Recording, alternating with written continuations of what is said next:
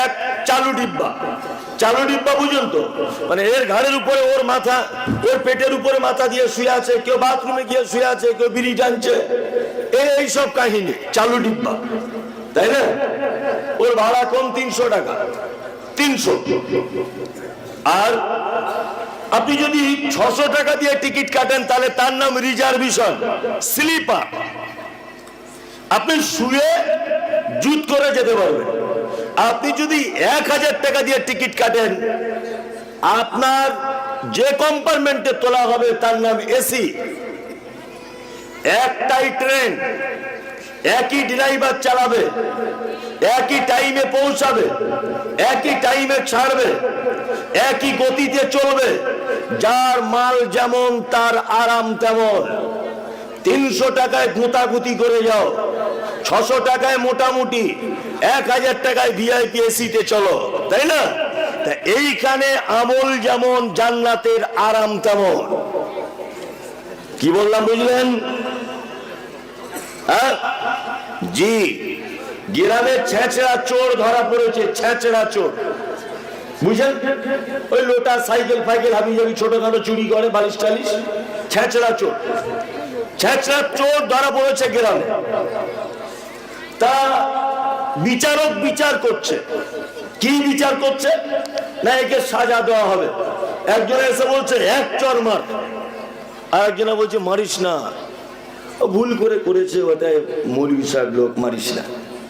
তখন আর একজন এসে বলছে না না মেরে এক কাজ করলে হয় না। তা বলছে কি? তো বলছে ওকে থুতু ফেলতে বল, আর ওই থুতুটা ওকে চেটে নিতে বল। আচ্ছা বলুন তো, এক চটটা অপমান না থুতু চাটাটা বেশি অপমান? থুতু চাটাটা বেশি অপমান। কি বললাম বুঝলেন? আল্লাহ সুবহানাহু ওয়া তাআলা বলছেন আযাবুন আযীম, অপরাধীদের ভাগ করে বড় আযাব দেওয়া হবে। আযাবুন আলীম, কঠিন আযাব দেওয়া হবে। আযাবুম মুহিন, লজ্জাজনক আযাব দেওয়া হবে। তার মানে এইখানের পাপের কোয়ালিটি যেমন, ওইখানে আযাবের কোয়ালিটি তেমন। পৃথিবীতে কিছু পাপ আছে যে পাপ করলে আনন্দ হয়, মারাত্মক আনন্দ। আবার কিছু পাপ আছে যে পাপ করলে মারাত্মক পরিশ্রম করতে হয়। এক নতুন বিয়ে করেছেন, শ্বশুর বাড়ি গেছেন, আপনার শালি আছে 16 বছরের, খুব টকটকে সুন্দরী। কি বললাম বুঝলেন না? এখন আপনার শালিকে আপনি বলছেন চলো না পাকুড় সিনেমা হলে একটু বই দেখতে যাই, সিনেমা দেখতে যাই। শালি বলছে নতুন দুলাভাই গেলে অসুবিধাই বা কোথায়? ও নতুন দুলাভাইয়ের সাথে সিনেমা দেখতে গেছে। হলের ভিতরে ঢুকলো, লাইট ফাইট সব অন্ধকার, ওরা দুজন এক কোণার দিকে বসেছে। নতুন শালি নতুন দুলাভাই, ব্যাপার তো সবাই বোঝে। এখন আনন্দ হচ্ছে কি হচ্ছে না? হচ্ছে না? সিনেমা যা পারে হোক, এখন আমাদের দুজনেরই মেন ব্যাপার, এটা হচ্ছে মেন বিষয়। আনন্দ পাচ্ছে কি পাচ্ছে না? পাচ্ছে। সিনেমাও দেখছে, শালি আর দুলাভাই পাশাপাশি গায়ে গা লাগিয়ে বসে আছে, একটা আনন্দও কিন্তু পাচ্ছে। পাচ্ছে কি পাচ্ছে না? আচ্ছা বলুন তো, এটা নেকি না গোনা? গোনা। অথচ খুব মজা, ভীষণ মজা হতে। 16 বছরের শালি আর দুলাভাই, মজা নেই? খুব মজা, অথচ পাপ। দুই, আপনাদের গ্রামে আমি 1 বস্তা ধান চুরি করেছি রাতের বেলা। সাইকেলে করে রাত 2টোর সময় ধানটা এই ভাইয়ের বাড়ি থেকে চুরি করে বার করছি। কাদা পানির দিন, বর্ষার দিন, ঠিক অর্ধেক রাস্তায় গিয়ে চাকা পাংচার হয়ে গেছে। তাহলে এমন বিপদ, না ধান ফেলে পালাতে পারছি, না সাইকেল ফেলে পালাতে পারছি। আর ওই পাংচারওয়ালা সাইকেল যদি পাকুর পর্যন্ত ঠেলে নিয়ে যেতে হয়, আচ্ছা বলুন তো এটা কষ্ট না খুব আরাম? কষ্ট। আচ্ছা বলুন, এই কষ্ট করার পরে পাপ হলো না নেকি হলো? পাপ। তাহলে পাপও হলো, গুনাহ, কষ্ট হলো, গুনাহ হলো, ওইদিকে আনন্দ হলো, পাপও হলো। আনন্দ করে পাপ করে যারা, আল্লাহ বলছেন আযাবুম মুহিন, কিয়ামতের দিন লজ্জাজনক আযাব তাদের জন্য প্রস্তুত করে রেখে দিয়েছি। পাপও করে অথচ পরিশ্রমও করে, আল্লাহ বলছেন তাদের জন্য রেখেছি আযাবুন আযীম, বড় আযাব। পাপও করে, নরমাল বিষয় কিছু মনেই করে না, অথচ সেটা পাপ। আল্লাহ তাআলা বলছেন ওদের জন্য রয়েছে আযাবুন আলীম, কঠিনতম আযাব। পাপ, অথচ 10 পয়সা দামই দেয় না, যেটা পাপ। আপনার স্ত্রী ছাদের উপরে ধান শুকাতে দিয়েছে, শুকিয়ে প্রায় কমপ্লিট, আর 5 মিনিট পরে তুলবে ধানটা। এই সময়তে ঝরঝর ঝরঝর করে বৃষ্টি চলে এলো। আপনার স্ত্রী মুখের দিকে তাকিয়ে দেখবেন ও কয় রকম ভাষায় শুধু উল্টো পাল্টা কথা বলে। আল্লাহ তোরা চোখ নাই, ঠিক এই সময়তেই সর্বনাশ করে দিলি। তা ওই লেগে তো মাদ্রাসা মসজিদে দিই না। দেখবো না, বলবি, বলবে কি বলবে না? আচ্ছা বলুন, ওর স্ত্রী যে এই শব্দটা ব্যবহার করলো, এটা পাপ না নেকি? পাপ। অথচ আমরা পাপ মনে করি না, কখনোই পাপ মনে করি না। তাহলে আযাব যেমন, পাপ যেমন, আযাব তেমন। ভালো কাজ যেমন জান্নাতের কোয়ালিটি তেমন। তাহলে মোটামুটি করে আপনাদেরকে বোঝাতে পারলাম, তাই তো? এইবার আমি জান্নাতের ভিতরে সব থেকে উচ্চ জান্নাত, তার নাম ফেরদাউস। এই জান্নাতটায় যাবে কারা? এই লোকগুলোকে খুঁজে আজকে বার করে দিব, এর ভিতরে আপনিও থাকতে পারেন। আর 2, জাহান্নামের মধ্যে সব থেকে খাতারনাক যে জাহান্নাম, ওই জাহান্নামে যাবে কারা? আপনি যদি ওই রাস্তায় হাঁটেন, আজকে অন্তত পক্ষে বার হয়ে চলে আসুন, ইনশাল্লাহ বার হয়ে যাবো। বার হয়ে যাবে ইনশাল্লাহ। ويسر لي أمري واحلل عقدة من لساني يفقه قولي ربي زدني علما اللهم فقهنا في الدين وقال الله تعالى أعوذ بالله من الشيطان الرجيم بسم الله الرحمن الرحيم ويل لكل همزة لمزة الذي جمع مالا وعدده يحسب أن ماله أخلده كلا لينبذن في الحطمة وما أدراك ما الحطمة نار الله الموقدة التي تطلع على الأفئدة إنها عليهم مؤصدة في عمد ممددة وقال النبي الأمين صلى الله عليه وسلم اتقوا النار ولو بشق تمر আজকের জলসার সুযোগ্য নির্বাচিত যোগ্যতম সভাপতি, উপস্থিত আমন্ত্রিত ওলামায়ে কেরাম, বিজ্ঞাপিত অবিজ্ঞাপিত আজকের জলসার অতিথিবৃন্দ, শ্রোতা হিসাবে যারা এসেছেন, চলে গেছেন, আসছেন, নারী পুরুষ আবাল বৃদ্ধ বনিতা নির্বিশেষে সকলকে জানাচ্ছি আন্তরিক শুভেচ্ছা, ভালোবাসা, প্রেম, মোবারকবাদ, ধন্যবাদ, সাধুবাদ, স্নেহাশিস যথাক্রমে শ্রেণীগতভাবে।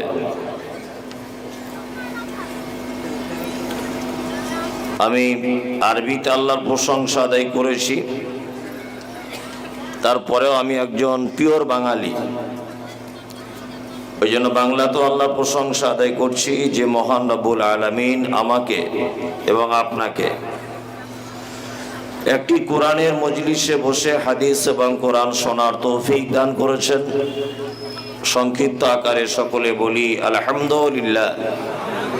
অতঃপর বিশ্ব বরেণ্য নেতা, বহিঃপ্রবিক প্রণেতা, সৈয়দুল মুরসালিন, ইমামুল আম্বিয়া, নবী মুহাম্মদ রাসূলুল্লাহ সাল্লাল্লাহু আলাইহি ওয়াসাল্লামের উপর অজস্র দরুদ শান্তির ধারায় বর্ষিত হোক। আল্লাহুম্মা আমিন, আল্লাহুম্মা সাল্লি আলাইহি।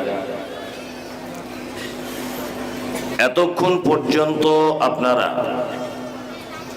বিভিন্ন ওলামায়ে কেরামদের কাছ থেকে হাদিস এবং কোরআনের অনেক মূল্যবান বাণী আপনারা শুনছিলেন। আমি এসেছি অনেক দূর থেকে, কিছু কথা আলোচনা করব। ওমা তৌফিক ইল্লা বিল্লাহ আলাইহি তাওয়াক্কালতু ওয়া ইলাইহি উনীব। আমার দুটি বিষয়ের উপরে আজকে আলোচনা হবে। আমরা ছোট থেকেই বক্তব্য শুনে আসছি, জান্নাত জাহান্নাম, ভালো কাজ জান্নাত, মন্দ কাজ জাহান্নাম। আর আল্লাহ সুবহানাহু ওয়া তাআলা যত নবী এবং রাসূল পৃথিবীতে প্রেরণ করেছিলেন, প্রতিটা নবী এবং রাসূলের দুটি মাত্র কাজ ছিল। কটি কাজ? দুটি। প্রতিটা নবী ছিলেন মুবাশশির, অর্থাৎ জান্নাতের সুসংবাদ দিতেন মানুষকে। আর প্রতিটা নবী ছিলেন মুনজির, অর্থাৎ জাহান্নাম থেকে মানুষকে ভয় দেখাতেন। তার মানে আমরাও যারা দাওয়াতি ময়দানে কাজ করব, যারা তাবলীগ করব, যারা মানুষের কাছে হাদিস এবং কোরআনের কথা বলবো, আমার মনে হয় তার মূল সাবজেক্টটা মানুষকে জান্নাতমুখী করা এবং মানুষকে জাহান্নামের ভয় দেখানো, এই বিষয়ের উপরেই বেশি আলোচনা হওয়া উচিত। কারণ একটা মানুষকে জাহান্নামের কথা বলে যতটা ভয় দেখানো যায়, একটা মানুষকে জাহান্নামের কথা বলে যতটা মসজিদের দিকে টেনে আনা যায়, একটা মানুষকে জাহান্নামের কথা বলে যত দিনের রাস্তায় ফেরত আনা যায়, এর থেকে পৃথিবীতে অন্য কোনো কথা বললে একটা মানুষকে পরিবর্তন করা সহজ নয়। ওই জন্য প্রতিটা নবীকে আল্লাহ সুবহানাহু ওয়া তাআলা জাহান্নামের ভয় দেখাতে বলেছিলেন আর জান্নাতের সুসংবাদ দিয়েছিলেন। দুটি মাত্র কাজ। আমিও সেই দায়িত্ব এবং কর্তব্যের দিকে লক্ষ্য রেখে আপনাদের সামনে কিছু আলোচনা করব ইনশাআল্লাহ। সর্বপ্রথম আপনাদেরকে একটা কথা বলি। আচ্ছা, আমরা পৃথিবীতে এসেছি কোথা থেকে? জান্নাত থেকে। উনি ঠিক বলেছেন, আমরা জান্নাত থেকে এসেছি। পৃথিবীর প্রতিটা প্রাণীর এটা একটা নিয়ম যে সে যেখান থেকে বাহির হয় সেইখানে আবার পুনরায় প্রবেশ করে। আমি মমতাজুল ইসলাম বাড়ি থেকে 2টোর সময় আমি গাড়িটা ছেড়েছি, এখানে পৌঁছলাম 9টা বেজে গেছে। আমি যেখানেই জলসা করি, যত বক্তব্য দিই, যত যা কিছু করি, আমি আবার ফেরত যাব কোথায়? আমার গন্তব্যস্থলে, তাই না? জি। তাহলে আমরা জান্নাত থেকে এসেছি, তাহলে আমাদের ফেরত যাবার রাস্তা আবার কোথায়? জান্নাতে। কিন্তু মাঝখান থেকে আবার আলেম ওলামারা এটাও বলছে যে জাহান্নামও আছে। হ্যাঁ, আছে না? আছে। আল্লাহ কোরআনে কথা বলছে জাহান্নাম আছে। আচ্ছা, আপনাকে একটা কথা বলি। আপনি বাড়িতে একটা গরু পুষেছেন, এই গরুটা সারাদিন মাঠে মাঠে চড়ে। আচ্ছা বলুন তো, সন্ধ্যাবেলাতে ও যখন আপনার বাড়িতে আসে, ও কি সিঁড়ি দিয়ে উঠে আপনার 2তলার খাটের উপরে শুতে যায়, না গোয়াল ঘরে ঢোকে? কোনটা?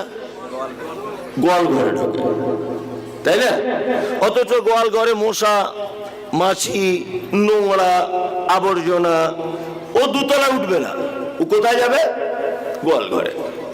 আপনার স্ত্রী মুরগি পেলেছে বাড়িতে, সারাদিন মুরগিটা পাড়ায় পাড়ায় ঘোরার পরে ও কোথায় ঢোকে?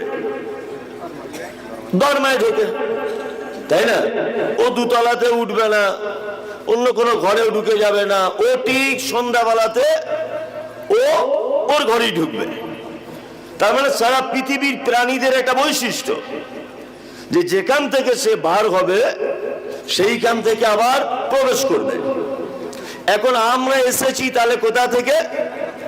জান্নাত থেকে, তাই না?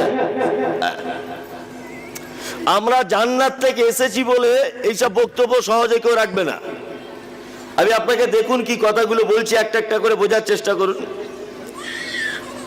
আমরা জান্নাত থেকে এসেছি বলে পৃথিবীতে আমাদের জন্য 100% ভালো জায়গা নয়। আচ্ছা, আপনি কোন গরুকে দেখেছেন যে রাতের বেলা চলতে গেলে হাতে লাইট থাকে? দেখবেন না। আপনি কোন গরুকে দেখেছেন যে মাঠ থেকে ঘাস এনে আদা রসুন দিয়ে বেটে রান্না করে তবে খাচ্ছে, তার আগে খায় না? কোনোদিন দেখতে পাবেন না।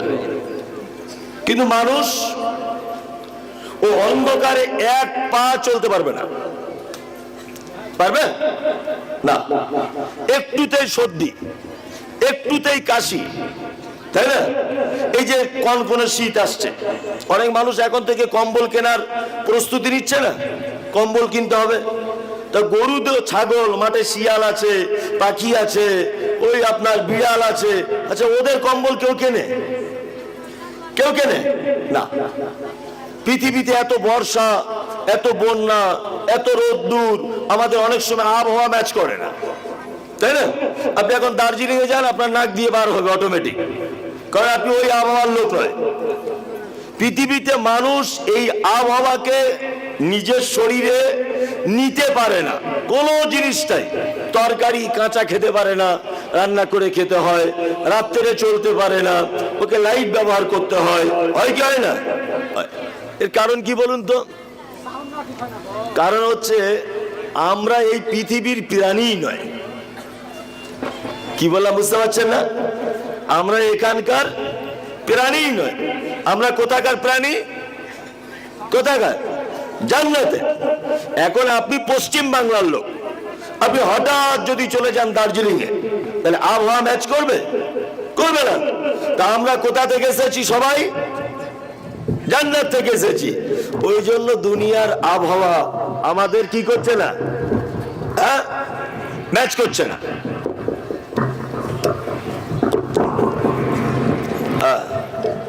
থাক থাক থাক থাক, ওই যা হয়েছে ওই অনেক থাক। দুনিয়ার আবহাওয়া আমাদের জন্য ম্যাচ করছে না। এখন আপনার যে গোয়াল ঘরটাতে গরুটা সন্ধ্যাবেলাতে ঢুকবে, এখন ওইখানে যদি পাড়ার কোনো ফচকে ছেলে হাতে একটা 4 ফুট বাঁশ নিয়ে যদি দাঁড়িয়ে থাকে ঠিক গরু ঢোকার ওই গোয়ালটায়, আচ্ছা বলুন তো, গরু এবার গোয়ালে ঘরে ঢুকবে না ব্যাক লাইন দেখবে? কোনটা? Back line. তা আমরা জান্নাতে যাওয়ার রাস্তার জন্য মসজিদে যাচ্ছি, রাস্তায় দেখছি কিছু শয়তান কেরাম বোর্ড নিয়ে বসে আছে। রাস্তায় কিছু শয়তান দেখছি তাস খেলাতে ব্যস্ত। রাস্তায় দেখতে পাচ্ছি কিছু শয়তান জুয়ো খেলাতে ব্যস্ত। আমরা যাচ্ছি আর শয়তান ওখানে ফাঁদ পেতে রেখেছে। আমরা মসজিদের গেটে না ঢুকে ওই শয়তানদের পাল্লায় পড়ে যাচ্ছি। কি বললাম বুঝলেন না? আমরা জান্নাতের রাস্তায় যাচ্ছি, কিন্তু মাঝখানে কেউ একজন বড় বাঁশ নিয়ে দাঁড়িয়ে আছে, তার নাম কি? শয়তান। আমি কলকাতা থেকে এসেছি আপনাদের গ্রামে, এসে বলছি ভাই আমি দক্ষিণ পাড়ায় আব্দুর রহমানের বাড়ি যাব। কোথায়? বলছি আপনি মমতাজুল ইসলাম তো? ইয়েস, মমতাজুল ইসলাম। আরে বসুন বসুন, আমার বাড়িতে বসুন। বসে থাকলাম 1 ঘন্টা 2 ঘন্টা, জোহরের টাইম হয়ে গেল, নামাজ পড়া হয়ে গেল। আরে ভাই আপনি আব্দুর রহমানের বাড়িটা বলুন। বলছে ভাই ওরে বলবো, আপনি বসুন না, খাওয়া দাওয়া করুন। মগরিব হয়ে যাচ্ছে, লোকটা আমার রাস্তা দেখাচ্ছে না যে আব্দুর রহমানের বাড়ি ওইটা। বলছে রাত্রে বিরিয়ানি খাওয়াবো, বসুন, আর জোহরের নামাজ পড়ুন, আসরের পড়ুন, মগরিবের পড়ুন, আমার বাড়িতে থাকুন। আচ্ছা বলুন তো, রাত 12টা পর্যন্ত আব্দুর রহমানের বাড়িটা আমাকে বলে দিচ্ছে না, ওর বাড়িতে আমাকে আটকে রেখেছে। ও অথচ খেতে দিচ্ছে বিরিয়ানি, ঘুমোতে দিচ্ছে ভালো বিছানায়। বলুন তো ও আমার উপকার করছে না ও আমার সর্বনাশ করছে? সর্বনাশ করছে আমার। ও উপকার করত তখন যখন ডাইরেক্ট বলে দিত দক্ষিণ পাড়ায় আবু সুফিয়ানের বাড়ির পাশে আব্দুল্লাহর বাড়ি, আপনি চলে যান। ওরা রাস্তাটা যদি দেখিয়ে দিত, তাই না? আমরা বক্তারা, আমরা আলেমওয়ালারা অনেক রকমের কৌশলের মাধ্যমে মানুষের সামনে বক্তব্য রাখি, কিন্তু আমরা সহজে যদি বলে দিই এই রাস্তাটা গেলেই জান্নাত, আর এইটা গিয়েই তুমি জাহান্নাম থেকে বেঁচে যাবে। আচ্ছা বলুন তো, এটা আপনার উপকার করা হবে না ক্ষতি করা হবে? উপকার করা হবে। আমি আপনাদেরকে সেই ছোট্ট দুটি রাস্তার কথা বলে দেবো ইনশাআল্লাহ। আলোচনা শুরু করতে দেরি হবে, তার আগে আপনাকে জমি রেডি করে নিতে হবে, তারপরে আলোচনা শুরু করছি। আল্লাহ সুবহানাহু ওয়া তাআলা পবিত্র কোরআনের শব্দ ব্যবহার করছেন আযাবুন আলীম, এরকম শব্দ আছে কোরআনে? যারা কোরআন পড়তে জানেন আছে? আছে। আযাবুন আলীম মানে আল্লাহ তাআলা বলছেন শক্ত আযাব জাহান্নামীদের। আবার কোথাও বলছেন আযাবুন আযীম, আছে জাহান্নামীদের জন্য বড় আযাব। আবার আল্লাহ বলছেন আযাবুন মুহিন, জাহান্নামীদের জন্য রয়েছে লজ্জাজনক আযাব। তার মানে বোঝা যাচ্ছে যে জাহান্নামে আযাবেরও অনেক কোয়ালিটি আছে। আছে না নেই? আছে। জান্নাত আল্লাহ তাআলা বলছেন, আল্লাহ রাসূল বলছেন ইন্না ফিল জান্নাতি, নিশ্চয় জান্নাতের ভিতরে অনেক দরজা আছে। বাবু ইউসাম্মা রাইয়ান লা ইয়াদখুলুহু ইল্লা সাইমুন, জান্নাতের একটি দরজার নাম হচ্ছে রাইয়ান, রাইহান নয়, রাইয়ান।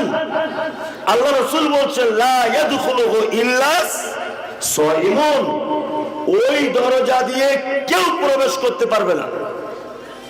একজন ব্যক্তি প্রবেশ করতে পারবে যে আল্লাহর উদ্দেশ্যে সিয়াম পালন করেছিল, অর্থাৎ রোজা রেখেছিল। তাহলে এই আমলকারীর জন্য কোন জান্নাত? রাইয়ান, তাই তো? আর একটা জান্নাত আছে, জান্নাতের ভিতরে সব থেকে সম্মানিত জান্নাত, বড় জান্নাত, তার নাম কি? আপনারা তো সবই জানেন, তাহলে আলহামদুলিল্লাহ। ফেরদাউস। তার মানে ফেরদাউসে সবাই চান্স পাবে না, আর রাইয়ানেও সবাই চান্স পাবে না। এইখানে ইবাদতের কোয়ালিটি যেমন, ওইখানে জান্নাতের আরাম তেমন। এইখানে পাপের কোয়ালিটি যেমন, ওইখানে সাজার কোয়ালিটি তেমন।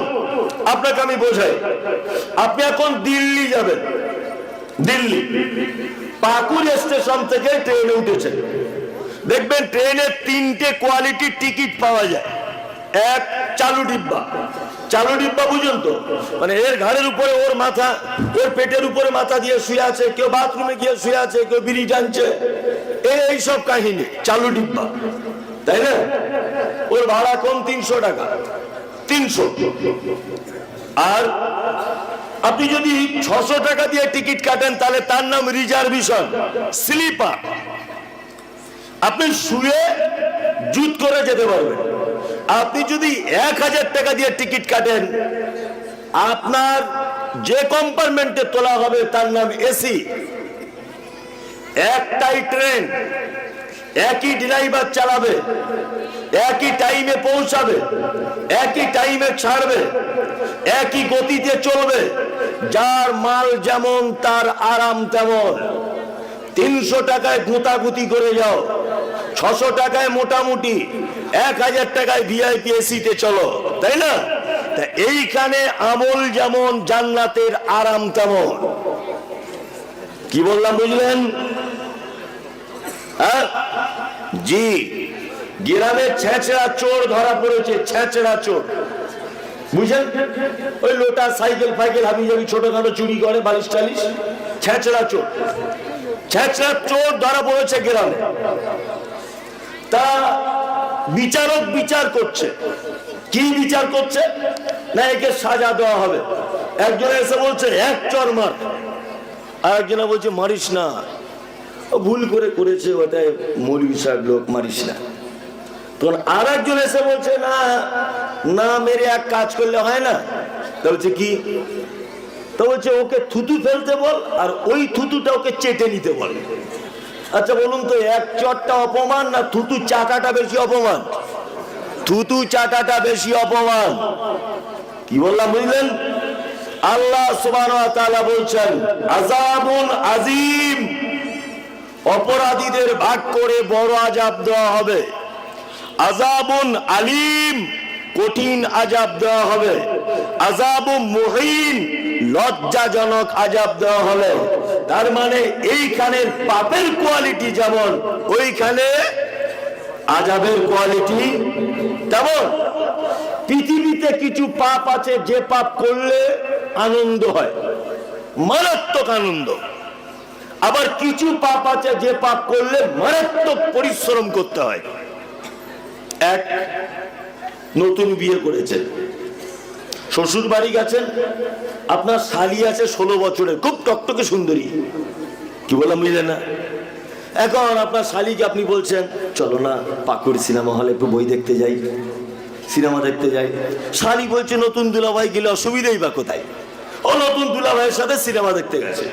হলের ভিতরে ঢুকলো, লাইট ফাইট সব অন্ধকার, ওরা দুজন এক কোণার দিকে বসেছে। নতুন শালি নতুন দুলাভাই, ব্যাপার তো সবাই বোঝে। এখন আনন্দ হচ্ছে কি হচ্ছে না? হচ্ছে না? সিনেমা যা পারে হোক, এখন আমাদের দুজনেরই মেন ব্যাপার, এটা হচ্ছে মেন বিষয়। আনন্দ পাচ্ছে কি পাচ্ছে না? পাচ্ছে। সিনেমাও দেখছে, শালি আর দুলাভাই পাশাপাশি গায়ে গা লাগিয়ে বসে আছে, একটা আনন্দও কিন্তু পাচ্ছে। পাচ্ছে কি পাচ্ছে না? আচ্ছা বলুন তো এটা নেকি না গোনা? গোনা, অথচ খুব মজা, ভীষণ মজা হতে। 16 বছরের শালি আর দুলাভাই, মজা নেই? খুব মজা, অথচ পাপ। দুই, আপনাদের গ্রামে আমি এক বস্তা ধান চুরি করেছি রাতের বেলা, সাইকেলে করে রাত 2টোর সময় ধানটা এই ভাইয়ের বাড়ি থেকে চুরি করে বার করছি। কাদা পানির দিন, বর্ষার দিন, ঠিক অর্ধেক রাস্তায় গিয়ে চাকা পাংচার হয়ে গেছে। তাহলে এমন বিপদ, না ধান ফেলে পালাতে পারছি না সাইকেল ফেলে পালাতে পারছি। আর ওই পাংচারওয়ালা সাইকেল যদি পাকুড় পর্যন্ত ঠেলে নিয়ে যেতে হয়, আচ্ছা বলুন তো এটা কষ্ট না খুব আরাম? কষ্ট। আচ্ছা বলুন এই কষ্ট করার পরে পাপ হলো না নেকি হলো? পাপ। তাহলে পাপও হলো, গুনাও, কষ্ট হলো, গুনাও হলো, ওইদিকে আনন্দ হলো, পাপও হলো। আনন্দ করে পাপ করে যারা, আল্লাহ বলছেন আযাবুম মুহিন, কিয়ামতের দিন লজ্জাজনক আযাব তাদের জন্য প্রস্তুত করে রেখে দিয়েছি। পাপও করে অথচ পরিশ্রমও করে, আল্লাহ বলছেন তাদের জন্য রেখেছি আযাবুন আযীম, বড় আযাব। পাপও করে, নরমাল বিষয় কিছু মনেই করে না, অথচ সেটা পাপ। আল্লাহ তাআলা বলছেন ওদের জন্য রয়েছে আযাবুন আলীম, কঠিনতম আযাব। পাপ, অথচ 10 পয়সা দামই দেয় না, যেটা পাপ। আপনার স্ত্রী ছাদের উপরে ধান শুকাতে দিয়েছে, শুকিয়ে প্রায় কমপ্লিট, আর 5 মিনিট পরে তুলবে ধানটা। এই সময়তে ঝরঝর ঝরঝর করে বৃষ্টি চলে এলো। আপনার স্ত্রী মুখের দিকে তাকিয়ে দেখবেন ও কয় রকম ভাষায় শুধু উল্টো পাল্টা কথা বলে। আল্লাহ তোরা চোখ নাই? ঠিক এই সময়তেই সর্বনাশ করে দিলি। তা ওই লেগে তো মাদ্রাসা মসজিদে দিই না। দেখবে না, বলবি, বলবে কি বলবে না? আচ্ছা বলুন ওর স্ত্রী যে এই শব্দটা ব্যবহার করলো, এটা পাপ না নেকি? পাপ। অথচ আমরা পাপ মনে করি না, কখনোই পাপ মনে করি না। তাহলে আযাব যেমন, পাপ যেমন, আযাব তেমন। ভালো কাজ যেমন জান্নাতের কোয়ালিটি তেমন। তাহলে মোটামুটি করে আপনাদেরকে বোঝাতে পারলাম, তাই তো? এইবার আমি জান্নাতের ভিতরে সব থেকে উচ্চ জান্নাত, তার নাম ফেরদাউস। এই জান্নাতটায় যাবে কারা? এই লোকগুলোকে খুঁজে আজকে বার করে দিব, এর ভিতরে আপনিও থাকতে পারেন। আর 2, জাহান্নামের মধ্যে সব থেকে খাতারনাক যে জাহান্নাম, ওই জাহান্নামে যাবে কারা? আপনি যদি ওই রাস্তায় হাঁটেন, আজকে অন্তত পক্ষে বার হয়ে চলে আসুন, ইনশাল্লাহ বার হয়ে যাবো। এই বার হয়ে যাবে ইনশাল্লাহ, জাহান্নামের রাস্তায় যাবো না ইনশাল্লাহ। কোনটা আগে বলবো, জান্নাতেরটা না জাহান্নামেরটা? জান্নাতেরটা বলবো, বাহ, তাহলে জান্নাতেরটাই বলি। আল্লাহ সুবহানাহু ওয়া তাআলা বলছেন ফেরদাউসে যাবে কারা? এই লোক ছাড়া পৃথিবীতে ফেরদাউসে কেউ পৌঁছাতে পারবে না। এক, আল্লাহ তাআলা বলছেন কদ আফলাহাল মুমিনুন, আরে ওই মোমেনরা তো পরিত্রাণ পেয়েই গেছে। মোমেন পরিত্রাণ পাবে কথা আল্লাহ বলছেন না, ওই সমস্ত মোমেনরা পরিত্রাণ পেয়েই গেছে। আল্লাযীনা হুম ফি সালাতিহিম খাশিউন, যারা তাদের নামাজে খুব বিনয়ী, খুব বিনয়ী। নামাজে বিনয়ী বোঝেন? ঘোড়ার ডিম বোঝেন আপনি?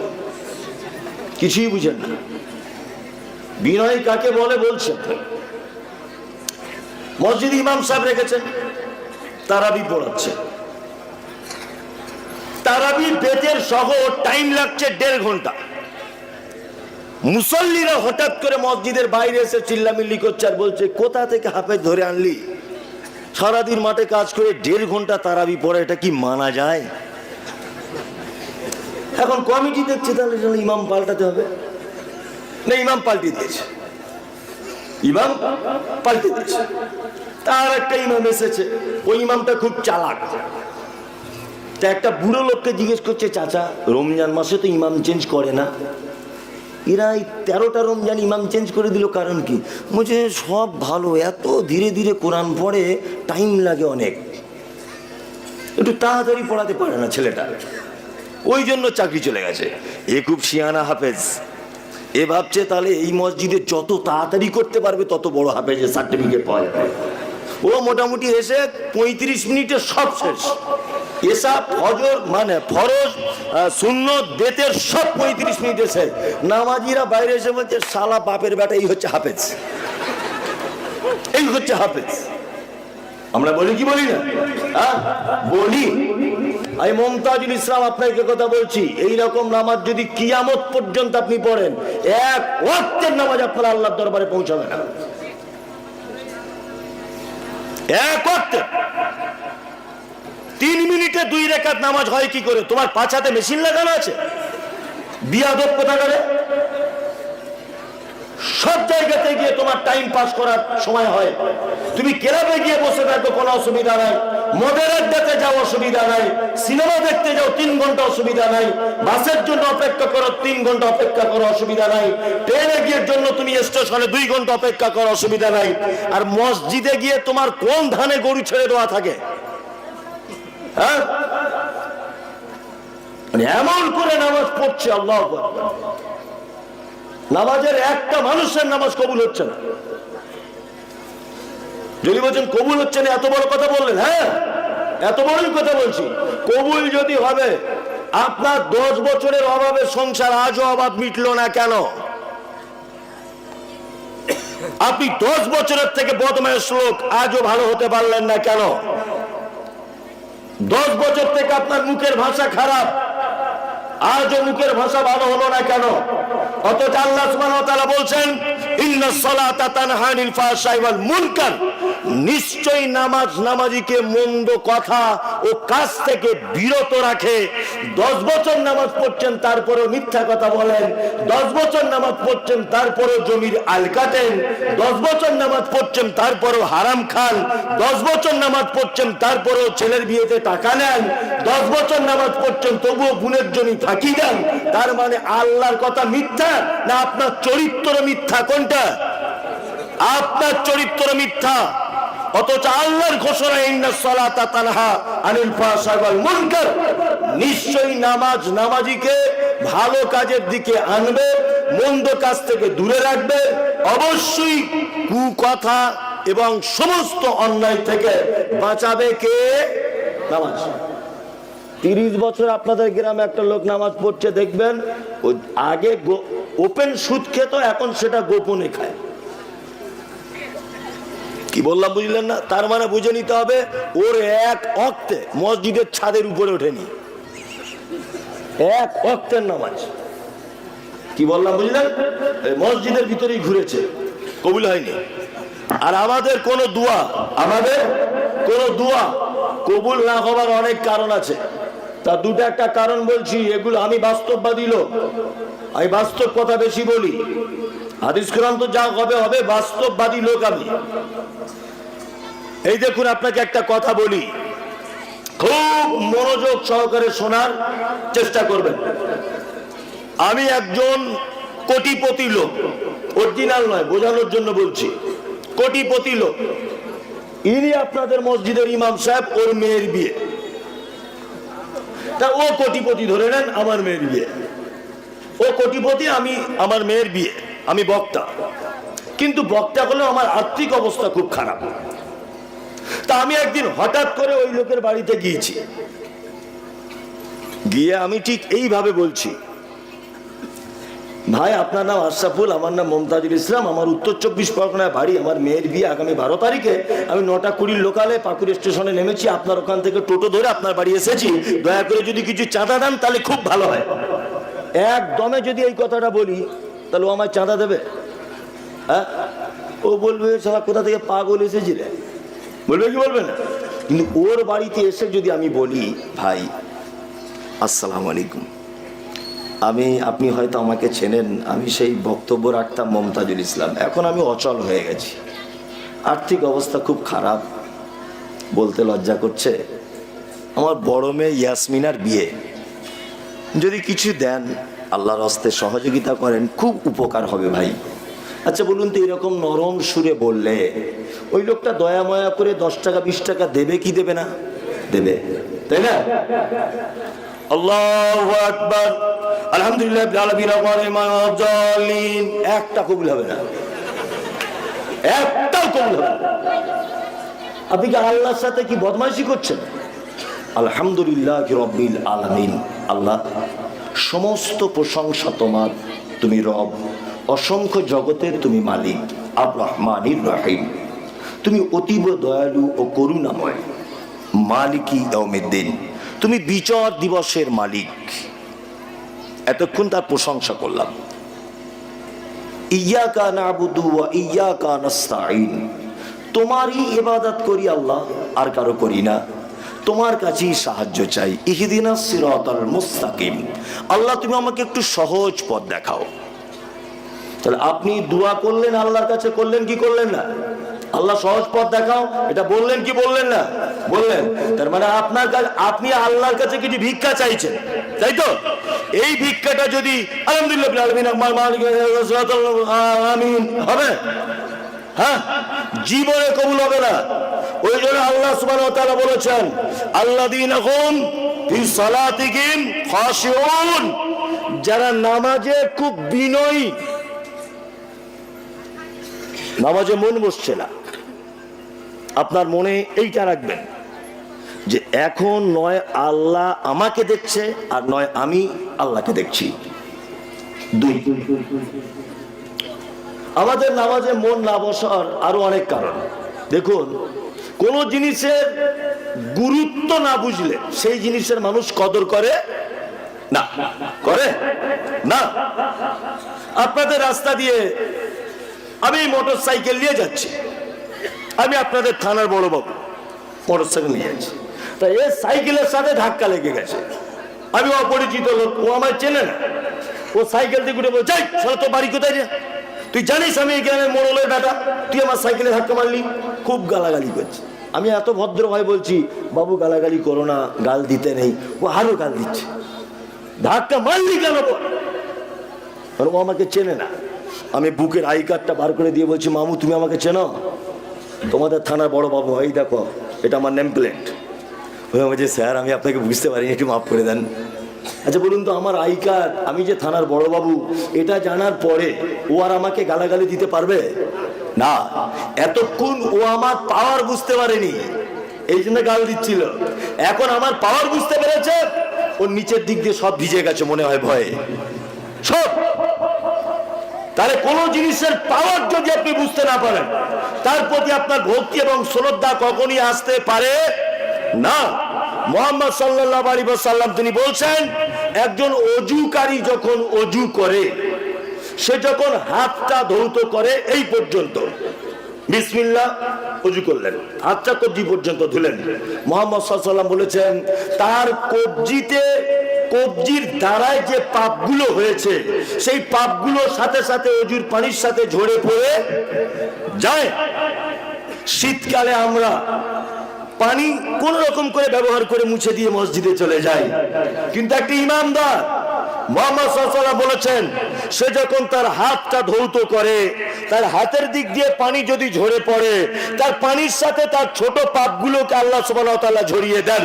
তাহলে ইমানদার যখন বুঝবে যে আমার হাত ধুচ্ছি আমি, এখন আমার পাপগুলো ধুয়ে যাচ্ছে, তাহলে ইমানদার শীতকালে পানি বেশি ব্যবহার করবে না কম? বেশি। তার মানে আমরা বুঝতে পারিনি যে অজুর পাওয়ার কতটা, ওই জন্য অল্প পানি ব্যবহার করি।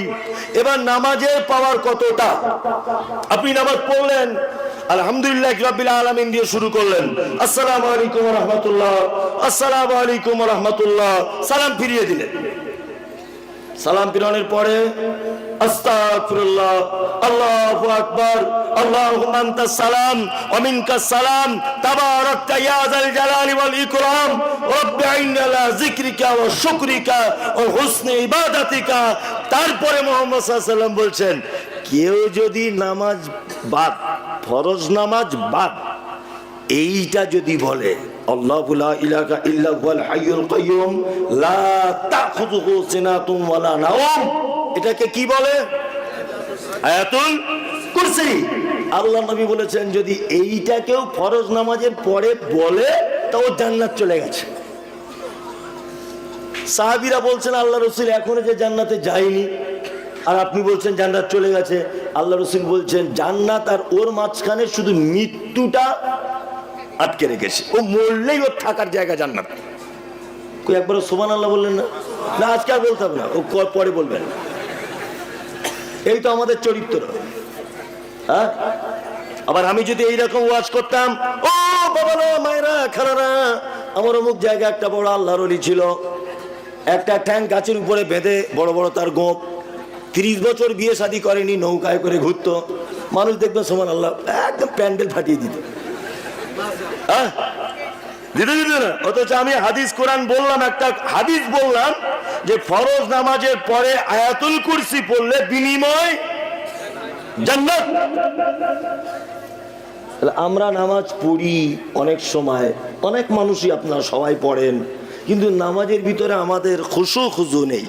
আচ্ছা, রুকুতে আবার মেয়েদের তো ব্যাপারই আলাদা, মানে এমন করে সেজদা করছে মনে হচ্ছে প্যারালাইসিসের রুগী।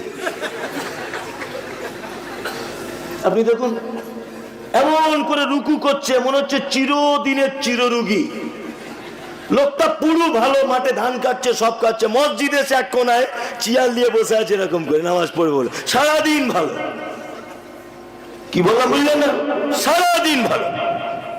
নামাজ পড়ুন, ধীর স্থির ভাবে পড়ুন। 2 মিনিট 4 মিনিট 4 রেকাত নামাজ কেন পড়বেন? আপনি 2 রেকাত নামাজ পড়তে আস্তে আস্তে দোয়াগুলো বলুন, রুকু সেজদাগুলো একটু ধীরে ধীরে করুন, রুকুতে একটু বেশি টাইম নেন, সেজদাতে একটু টাইম বেশি করে দেন। অসজুদ অক্তারিব, আল্লাহ বলছে বান্দা যখন সেজদা দেয় তখন আমি তার এত নিকটে চলে আসি, কাঁধ আর কান, এদিকে ফিরুন, কাঁধ আর কান এই দুটো জায়গার যতটা ডিফারেন্স, আল্লাহ বলছে এর থেকেও বান্দা তোর কাছে চলে আসি। তা আল্লাহ যখন কাছে চলে আসে আপনার, আপনি আল্লাহকে ছেড়ে সেজদা থেকে তাড়াতাড়ি ওঠেন কি করে? এ তো অবাক করা ব্যাপার। একটা মানুষ যখন সেজদায় লুটিয়ে পড়ে, আল্লাহ বলছে আমি তখন তার কাছে চলে আসি। তাহলে আপনি আল্লাহকে ভালোবাসেন কি বাসেন না? ওই কারা কারা বাসেন? সবাই বাসেন। তাহলে আপনি যদি আল্লাহকে ভালোবাসেন, তাহলে আপনি এত তাড়াতাড়ি আল্লাহর কাছ থেকে উঠে চলে আসছেন কি করে? হ্যাঁ, এ তো অবাক করা ব্যাপার। ব্যাপার কি ব্যাপার না? অবাক ব্যাপার। আপনি সেজদায় যখন যাবেন একটু কান্নাকাটা করুন, রুজির অভাব সেজদায় গিয়ে বলুন, নফল নামাজ যখন পড়বেন সেজদাতে লুটিয়ে পড়ুন, আল্লাহকে বলুন। কেন এত তাড়াহুড়ো কেন? ইনশাআল্লাহ আমরা নামাজ পড়বো খুব ধীর স্থির সহকারে এবং খুশুর সাথে, ইনশাআল্লাহ। ইনশাআল্লাহ খুব ধৈর্য সহকারে নামাজ পড়বো। ধৈর্য সহকারে যদি নামাজ পড়েন, আপনার থাকার জায়গা আল্লাহ বলছেন ফেরদাউস নামক জান্নাত। বরং আপনি ইমাম সাহেবকে গিয়ে এইটা গিয়ে বলবেন, ইমাম সাহেব এত তাড়াতাড়ি রুকু সেজদা করছেন কারণ একটু ধীর স্থির ভাবে করুন। আমাকে সুবহান রাব্বিয়াল আলা, সুবহান রাব্বিয়াল আযীম আমি 10 বার করে বলুন। কে আমাদের মাথায় গোবর ঢুকিয়ে দিয়েছে, বলছে 3 বার করে বলতে হবে। আরে পাগল, 3 বার মিনিমাম।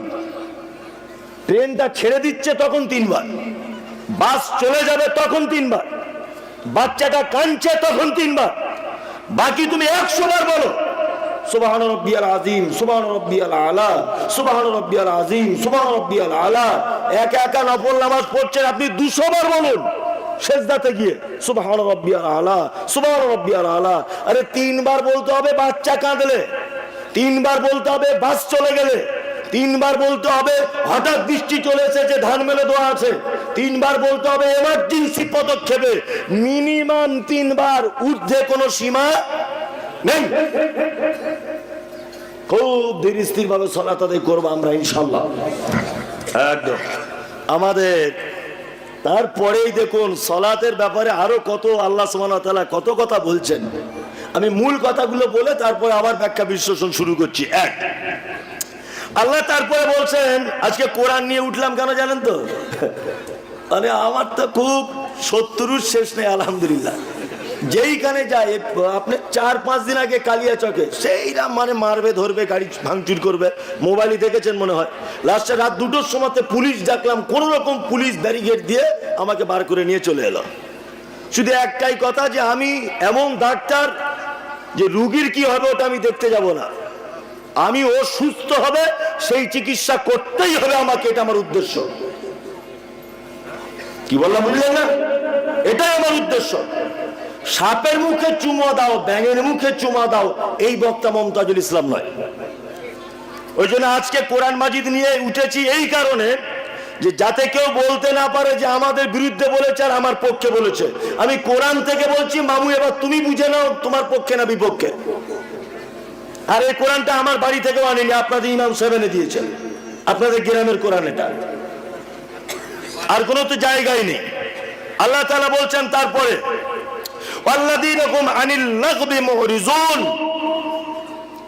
যারা অসার ক্রিয়াকলাপে ব্যস্ত, অহেতুক কথাবার্তা বলে, প্রয়োজন ছাড়া বিনা দরকারে আজে বাজে কথাতে ব্যস্ত, এরকম লোক আছে। চায়ের দোকানে বসে চা পান করছে, একটা লোক বুলেট গাড়ি করে যাচ্ছে, তো ও বসে বলছে বুলেট এমনি কিনেছে, সে কলকাতায় গিয়েছিল কাজে, উনি হয় পয়সা ঝেড়ে নিয়ে এসছে। ও ঝেড়ে নিয়ে এসছে তোমার বাপ দেখতে গিয়েছিল, তুমি এই কথা বলতে গেলে কেন ঝেড়ে নিয়ে এসছে? অথচ আল্লাহ তাআলা বলছেন, ইয়া আইয়ুহাল্লাযীনা আমানু ইজতানিবু কাসীরাম মিনাজ জান্নি ইন্না বাযাজ জান্নি ইসমুন। এই তোমরা যারা ঈমানের স্বীকৃতি প্রদান করেছো তোমরা শোনো, ধারণা করে কথা বলা থেকে বাঁচো, নিশ্চয়ই ধারণা করে কথা বলা মহাপাপ, মহাপাপ। ও 2 তলা বাড়ি করেছে, তুমি কেন বলতে গেলে টাকা চুরি করে করেছে? ও চুরি করেছে তুমি দেখতে গিয়েছিলে, তুমি কেন বলতে গেলে? গ্রামে একটা মেয়ের স্বামী মারা গেছে, মেয়েটা দেখতে খুব সুন্দরী, স্বামীটা মারা গেছে, তো ও স্বামীর ডেথ সার্টিফিকেট তোলার জন্য, ছেলেটাকে স্কুল করার জন্য হাবি যাবি, স্বামী নেই, নিজের প্রয়োজনে মাঝে সাঝে পাকুড়ে যায়, মাঝে সাঝে আপনার মোড়া রয়ে যায়, কোনো দরকারে যায়। তা পাড়ার বুড়ো লোকেরা বসে বসে এক সাইডে বলছে, কি ব্যাপার আগে বার হতো না এখন কেন বার হচ্ছে? আর একজন বুড়ো তখন বলছে, বুঝিস না ওর বয়স কত, দেখ হয়তো কোনো ব্যাপার আছে, গোপন ব্যাপার ওর আছে, তুমি জানো? কেন ধারণা করে তুমি এই অপবাদ কেন দিতে গেলে? তুমি জানো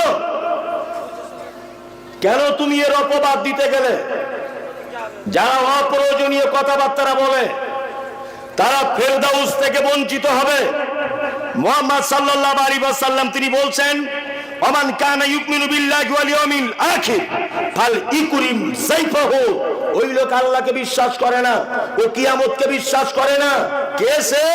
ফাল ইকরিম যাইফাহু, যে তার মেহমানের সাথে অসৎ ব্যবহার করে ও আল্লাহকে বিশ্বাস করে না, ও কিয়ামতকেও বিশ্বাস করে না। দুই, বিশ্বনবী বলছেন ওমান কানা ইউমিনু বিল্লাহি ওয়াল ইয়াউমিল আখির ফাল ইউজি জারাহু, ওই লোক আল্লাহকে বিশ্বাস করে না, ও কিয়ামতকে বিশ্বাস করে না। কে সে? যে তার প্রতিবেশীর সাথে অসৎ ব্যবহার করে। আল্লাহ রাসূল তারপরে বলছেন ওমান কানা ইউমিন বিল্লাহি ওয়াল ইয়াউমিল আখির ফালিয়াকুল খাইরান আও লাম ইয়াসমুত, ওই লোক আল্লাহকে বিশ্বাস করে না, ও কিয়ামতকে বিশ্বাস করে না। কে সে? যার জবান আছে, মিষ্টি কথা বলে না, কর্কশ ভাষায় মানুষকে কষ্ট দেয়, এ আল্লাহকেও বিশ্বাস করে না, এ কিয়ামতকেও বিশ্বাস করে না। তার মানে জবান আছে বলে যেখানে সেখানে ভ্যাট ভ্যাট ভ্যাট ভ্যাট করে বকতে যাবেন না। জুম্মার নামাজ পড়ি মসজিদের মেন গেটের সামনে, দাঁড়িয়ে গিয়ে বলছে ইমাম সাহেব কি হে আজকে 10 মিনিট খুতবা পার হয়ে গেল কেন? টাইম দেখে খুতবা দিতে পারো না? খুব উল্টো পাল্টা বলছে। আর কিছু লোক ওই লোকটাকে খুব বেলুন দিয়ে মতো ফোলাচ্ছার বলছে, তুই বল হক কথা, তুই তো গ্রামে একটাই লোক আছিস খুব হক কথা বলিস। ও তখন ফুলে ব্যাঙের মতো হয়ে আরো বলছি ইমাম সাহেবকে। এই মমতাজুল ইসলাম বলছে ও ভালো লোক না, ও হচ্ছে গয়াকার ধয়াকার গাধা, ও গাধা। ওই লোক অপরের সম্মান নিয়ে ছিনিমিনি খেলে, যার নিজের কোনো সম্মান নেই। কি বললাম বুঝলেন? আমি যদি একটা অন্যায় করি, করতেই পারি, আমি মানুষ, তা ও আমাকে লোকের সামনে অপমান করছে, ও গাধা, ও মানুষই নয়। ও যদি জ্ঞানী হবে আমাকে ফোনে বলবে, পার্সোনাল ডেকে বলবে হুজুর আপনার এই জায়গাটা একটু ভুল হয়েছে। তো মানুষের পরিচয়। ইমাম সাহেবের ভুল হয়েছে, 10 মিনিট খুতবা বেশি হয়ে গেছে, তুমি জুম্মার মসজিদ থেকে বার হয়ে বিশাল একেবারে গরম দিয়ে কথা বলছো, তুমি কে হে? তুমি কে? তুমি জানো মসজিদের ইমাম নির্বাচন করেছেন মুহাম্মদ রাসূলুল্লাহ সাল্লাল্লাহু আলাইহি ওয়াসাল্লাম। কার ঘরের ইমাম তুমি জানো? আল্লাহর ঘরের ইমাম। তুমি ওর উপরে অত গরম দিয়ে কথা বলো কেন? কে তোমাকে পাওয়ার দিল? ওই জন্য আল্লাহ সুবহানাহু ওয়া তাআলা বলেছেন আল্লাযীনা হুম আনিল লাগবি মুরিজুন, যারা অসার ক্রিয়াকলাপে ব্যস্ত, মুখ আছে যা ইচ্ছা তাই কথা বলে, এই রকম লোক যদি পৃথিবীতে থাকে ফেরদাউস নামক জান্নাত থেকে বঞ্চিত করে দেওয়া হবে। ওই জন্য কথা বললে মিষ্টি করে বলবেন ইনশাআল্লাহ, ইনশাআল্লাহ, ইনশাআল্লাহ। 3, আল্লাহ বলছেন আল্লাযীনা হুম লিযাকাতি ফাইলুন, যারা যাকাত দানে খুব সক্রিয়। যাকাত বুঝেন তো? বুঝেন তবে দেন না, বুঝেন দেন। আবার কিছু কিছু মানুষ আছে দেয়, কেমন করে দেয়? 2-4টে বাস্তব পদ্ধতি বলে দিচ্ছি। 1, 20টা শাড়ি কিনে এনে বিলি করছে ঈদের দিনে। কি ব্যাপার চাচা? বলছে যাকাত দিচ্ছি। যাকাত, যাকাত কার টাকা? গরিবের টাকা। তো ওর টাকায় তোমার শাড়ি কিনতে কে বললো? মোস্তানি খুঁজে পাও না? টাকা ওর আর তুমি শাড়ি কিনবে? এ কেমন পদ্ধতি? আমি গরিব মানুষ, আমার যাকাতের প্রয়োজন রমজান মাসে। সবাই যদি আমাকে পাঞ্জাবি কিনে দেয়, তা ঈদের দিনে আমি গোশত কিনবে কি কোন টাকা দিয়ে? আমি আমার মেয়েকে জামা কাপড় দিব কোন টাকা দিয়ে? আমি তো অভাবী, গরিব। এ বুদ্ধি কে দিল? এ বুদ্ধি কে দিল? ওর টাকা আপনি শাড়ি কিনবেন? টাকা তো ওর টাকা ওকে দেন। ও শাড়ি কিনবে না, আন্ডার প্যান্ট কিনবে না, ব্লাউজ কিনবে, ওর ব্যাপার। তুই কেন ওর টাকাতে শাড়ি কিনতে গেলে মোস্তানি করে? মানে ও দরদ উতলে উঠছে, বদমাইশি জায়গা পাও। গরিবের টাকা তুমি ওর টাকা ফেলে দাও, তুমি ওর টাকা বাড়িতে পৌঁছে দাও। ও কি করবে না করবে সেটা ওর ব্যাপার। বর্তমান বাজারে যত মানুষ যাকাত দেয়, তার থেকে বেশি মানুষ নিজের যাকাত নিজে খায়। কি বললাম বুঝলেন? আর আল্লাহ আমাকে দিয়ে 2টা মাদ্রাসা চালায়, আপনারা সোশ্যাল মিডিয়াতে দেখেছেন। তা অনেক ছাত্র ছাত্রী, ছেলেদের একটা মেয়েদের একটা মাদ্রাসা, অনেক ছাত্র ছাত্রী। তা রমজান মাসে কখনো আদায় টাদাই করতে যেতে হয়, মাদ্রাসা চালাতে গেলে হয়, এটা সবাই জানে। কলকাতা মেটিয়াবুরুজে বিভিন্ন জায়গায় কালেকশনে যায়, কোটিপতি লোক 15টা রমজানে গিয়েছি, গিয়ে বলছি চাচাজি আমাদের মাদ্রাসায় কিছু দেন। বলছে হুজুর আপনি এসেছেন, আপনাকে তার ঘোরানো যাবে না, সব দিয়ে শেষ করে ফেলেছি। কত দেবেন? 200 টাকা লিখুন। আমি সারা পশ্চিম বাংলার পরিচিত লোক, সারা পশ্চিম বাংলাতে হাদিস কোরআনের মাহফিল করে বেড়াচ্ছি। মুসলিম বাঙালি আমাকে চেনে না এরকম কোন লোক সারা পশ্চিম বাংলায় নেই। যারা বড় মোবাইলের সঙ্গে যুক্ত তারা তো চিনবে। তাহলে ও যদি আমাকে 200 টাকা দেয় আমার মতো লোককে, তা অন্য অপরিচিত লোককে দিয়েছে ক টাকা? 10 টাকাও দেয়নি, তাই তো? তাহলে ও যদি 1 কোটি টাকার মালিক হয়, কত টাকার জাকাত হয়? 2.5 লাখ টাকা, তাই তো? 2.5 লাখ টাকা যদি 1000 করে দেয়, কত লোককে দিতে হবে? 250 লোককে। তোমার বাড়ি কতজন লোক এসে যে তুমি 2.5 লাখ টাকা শেষ করে ফেললে? বদমাইশি জায়গা খুঁজে পাও না। 50টা মাদ্রাসা তুমি বিল কেটেছো, কিন্তু 200 টাকা আমাকে যদি দাও, অন্যজনকে তুমি 100 টাকার বেশি দাওনি। তার মানে 50,000 টাকা তুমি দান করেছো জাকাত হিসাবে, বাকি 2 লাখ টাকা তুমি নিজে খেয়েছো। আপনাকে এবার একটা কথা বলছি, খুব মনোযোগ সহকারে শোনার চেষ্টা করবেন। বিষাক্ত সাপ বাড়িতে যদি রাখেন, ও আপনাকে যত ক্ষতি করবে তার থেকে বেশি ক্ষতি করবে জাকাতের টাকা যদি গরিবকে না দিয়ে বাড়িতে রেখে দেন। এই দেন বৈজ্ঞানিক একটা তথ্য বলছি, ভালো লাগবে কি জানি না। আমি, আমার স্ত্রী আর আমার মেয়ে 3 জন মশারির ভিতরে শুয়ে আছি। আপনাদের এলাকায় সব থেকে বিষধর সাপের নাম কি বলুন? খরিস। খরিস সাপ মশারির ভিতরে ঢুকে গেছে। এইদিকে ফিরবেন, মনোযোগ দিয়ে কথা বোঝার চেষ্টা করবেন। খরিস সাপ ঢুকেছে, ঢুকে আমার স্ত্রীর পায়ে কামড়েছে। চিকিৎসা বিজ্ঞানীরা বলছে, একটা সাপ যদি কোন ব্যক্তিকে একবার যদি দংশন করে, 6.5 ঘন্টা পর্যন্ত তার মুখে আর কোনো বিষ থাকে না। এই 6.5 ঘন্টার ভিতরে যদি আবার কাউকে কামড়ায়, তাহলে দ্বিতীয় ব্যক্তি বেঁচে যাবে, বিষ হবে না। প্রথমবারে যাকে কামড়িয়েছে ও মারা যাবে, কিন্তু দ্বিতীয়বার যদি কাউকে কামড়ায় ও বেঁচে যাবে। দ্বিতীয়বার আর বিষ হয় না, ও বিষ দিতে পারে না। তাহলে বিষাক্ত সাপ যদি 6 ঘন্টা আমার স্বামী স্ত্রী, আমার মেয়ে ছেলে মশারির ভিতরে থাকে, তাহলে ক্ষতি করলো কজন? আর বলুন, একজনের, তাই তো? এখন আপনি জাকাত গরিব মানুষকে দেননি, টাকা রেখে দিয়েছেন, ওই টাকা দিয়ে খাসির মাংস নিয়ে এসেছেন। বলুন তো ওই মাংস খাবে কতজন? আপনার বুড়ো বাপকেও বিপদে ফেললেন, আপনার মাকেও বিপদে ফেললেন, তারও নামাজ হলো না কবুল, হারাম খেয়েছে। আপনার স্ত্রীরও নামাজ হলো না, আপনার বেটারও হলো না, আপনার তো যা হলো হলো।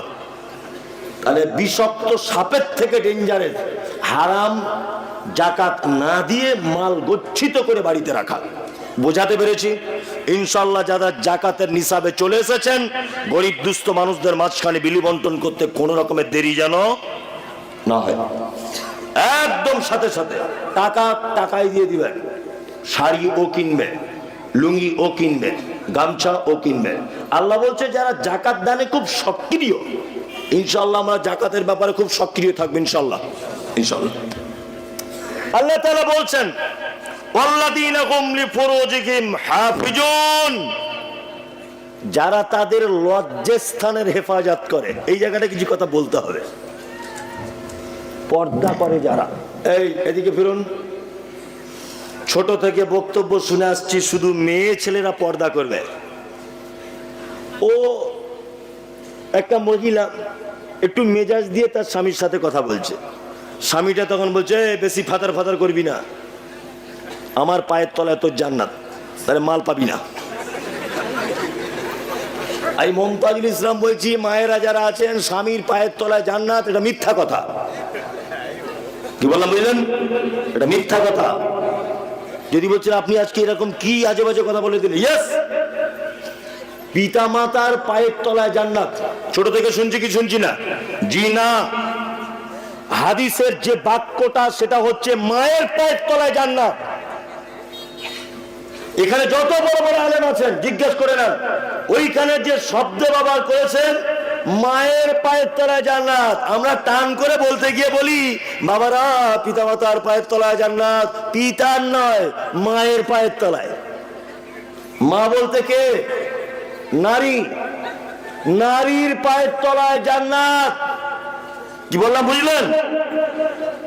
আর তবে আল্লাহ নবী সাল্লাল্লাহু আলাইহি ওয়াসাল্লাম এ কথা বলেছেন, আল্লাহর পরে পরে যদি আমি কাউকে সেজদা করার আদেশ যদি দিতাম তাহলে মহিলাদেরকে বলতাম তোমরা তোমার স্বামীর পায়ে সেজদা করো, কিন্তু আল্লাহ রাসূল এটা বলেননি। কি বললাম বুঝলেন? ইয়েস, আমরা মহিলাদের কয়েকটা কথা বলে ঘরে ঢুকিয়ে দিয়েছি। এক, বুবু হাদিস কোরআনে মানা আছে তোমাকে রাস্তায় বার হওয়া যাবে না, এটা সত্যিই তাই, বার হওয়া যাবে না, বিনা প্রয়োজনে বার হতে পারবে না। আর এ দেখছি লাট সাহেবের বেটা বারমুন্ডা প্যান্ট আর এক্সারসাইজ গেঞ্জি পরে রাস্তাতে ঘুরছে। এই তুমি জানো, তোমার হুঁশ জ্ঞান আছে যে পুরুষ মানুষেরও পর্দা আছে? এটা জানা আছে? এই দেখুন আপনাকে বলি, আল্লাহ রাসূল সাল্লাল্লাহু আলাইহি ওয়াসাল্লাম বলছেন একজন প্রাপ্তবয়স্ক পুরুষ মানে একটা পুরুষের যৌবন চলে এসেছে, এইরকম দুইটা পুরুষ একটা কম্বলের ভিতরে শুতে পাবে না। একজন মহিলা তার যৌবন চলে এসেছে, তার মায়ের সাথে এক বিছানায় শুতে পারবে কিন্তু এক কম্বলের ভিতরে শুতে পাবে না, অসম্ভব। বাপ বেটা এক কম্বলের ভিতরে শুতে পাবে না। মেয়ে তার যৌবন চলে এসেছে, তাকে একা শুতে দিতে হবে। মা আর বেটি পাশাপাশি শোবে কিন্তু ওর কম্বল আলাদা, মায়ের কম্বল আলাদা হতে হবে। দাদু আর পোতা পাশাপাশি শুয়ে থাকবে, কম্বল আলাদা হতে হবে। দুই, আল্লাহ রাসূল সাল্লাল্লাহু আলাইহি ওয়াসাল্লাম বলছেন কোন নারী যেন আর একটা নারীর গায়ে হাত দিয়ে টিপে যেন না ধরে, এটা হাদিসে মানা আছে। দেখুন পর্দার ব্যাপারটা কত কঠিন, আপনাকে আমি আস্তে আস্তে করে আগাচ্ছি। কোন মহিলা আর একজন মহিলার গায়ে হাত দিতে পাবে না। মায়েরা যারা বসে আছেন ভালো করে শুনবেন, আপনার কারণে আপনার স্বামী পাপ কাজে লিপ্ত হচ্ছে, আপনি বুঝতে পারছেন না। পাড়া গ্রামে একটা মেয়ে বিয়ে হচ্ছে, গায়ে হলুদে গোসল করাচ্ছে কে? না ভাবি গোসল করাচ্ছে। ভাবি গোসল করাচ্ছে, তার সারা শরীরে সাবান দিচ্ছে, হলদি তুলছে, মানে ইয়ার কি ঠাট্টা যা হয় ভাবি আর ননদ বলে কথা। ভাবি তখন রাতের বেলা ওর স্বামীর সাথে গল্প করছে, জানো আজকে মাসকুরাকে গোসল করালাম, ওর গা গুলো কি নরম। ভালো করে বুঝবেন, স্ত্রী গল্প করছে কার সাথে? স্বামীর সাথে।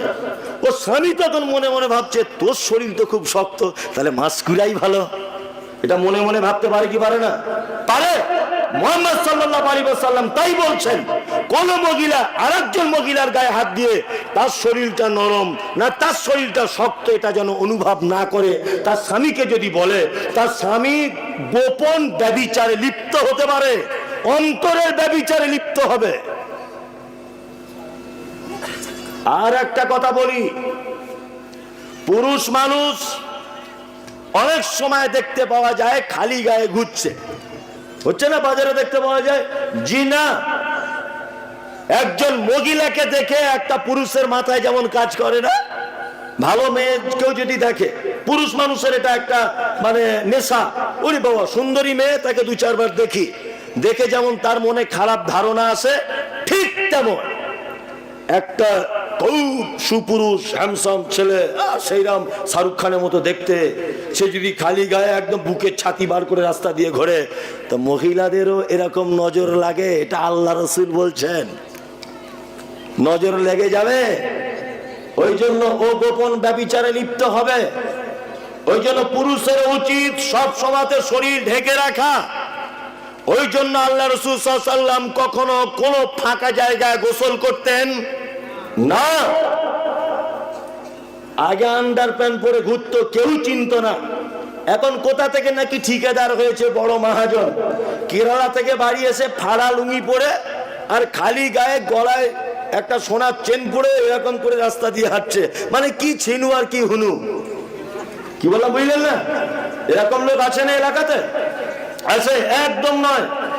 আপনিও গায়ে গেঞ্জি পরে থাকবেন, জামা পরে থাকবেন, হাঁটুর নিচ পর্যন্ত ঢেকে রাখবেন, এটাও আপনার জন্য পর্দা। এইবার মেয়েদেরকে বলি, স্বামী বাড়িতে নেই, স্বামী বাড়িতে নেই, তোমার আপন মামা বলছে ভাগিনা তোমাদের বাড়িতে বেড়াতে যাব, আসতে পারে, অসুবিধা নেই।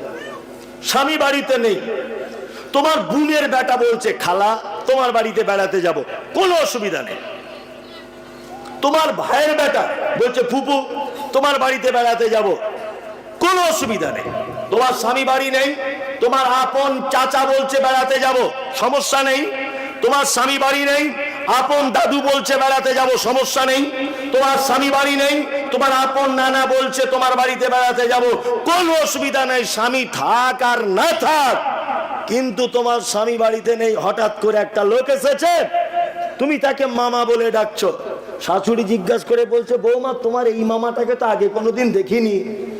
বলছে এটা মামাই তো বলি ছোটবেলা থেকে, ওই আমাদের গ্রামে কাপড়ের ফেরি করে, আমার মা ওকে ভাই বলে ডাকে, সেই সূত্রে আমি মামা বলি। তোমার এই মামার 12টা বাজাতে হবে। অনেক পাতানো কুটুম করে না পাড়া গ্রামে করে। মেয়েটা একজনের মোটর সাইকেলে করে যাচ্ছে, আর একজন জিজ্ঞাসা করছে এই মেয়েটা কার? ছেলেটা তখন বলছে আমার বোনের মতো, ছোটবেলা থেকে একসঙ্গে স্কুলে যাই, এ আমার বোনের মতো। মেয়েটাকে জিজ্ঞেস করছে এটা তোমার কে হয়? বলছে এটা আমার ভাই। নিজের ভাই? না না, বলছে ছোট থেকে ভাই বলে ডাকি। তোমার ভাইয়ের পাছার চামড়া গরম করে দিতে হবে। এইরকম ভাইয়ের 10 পয়সা দাম নেই।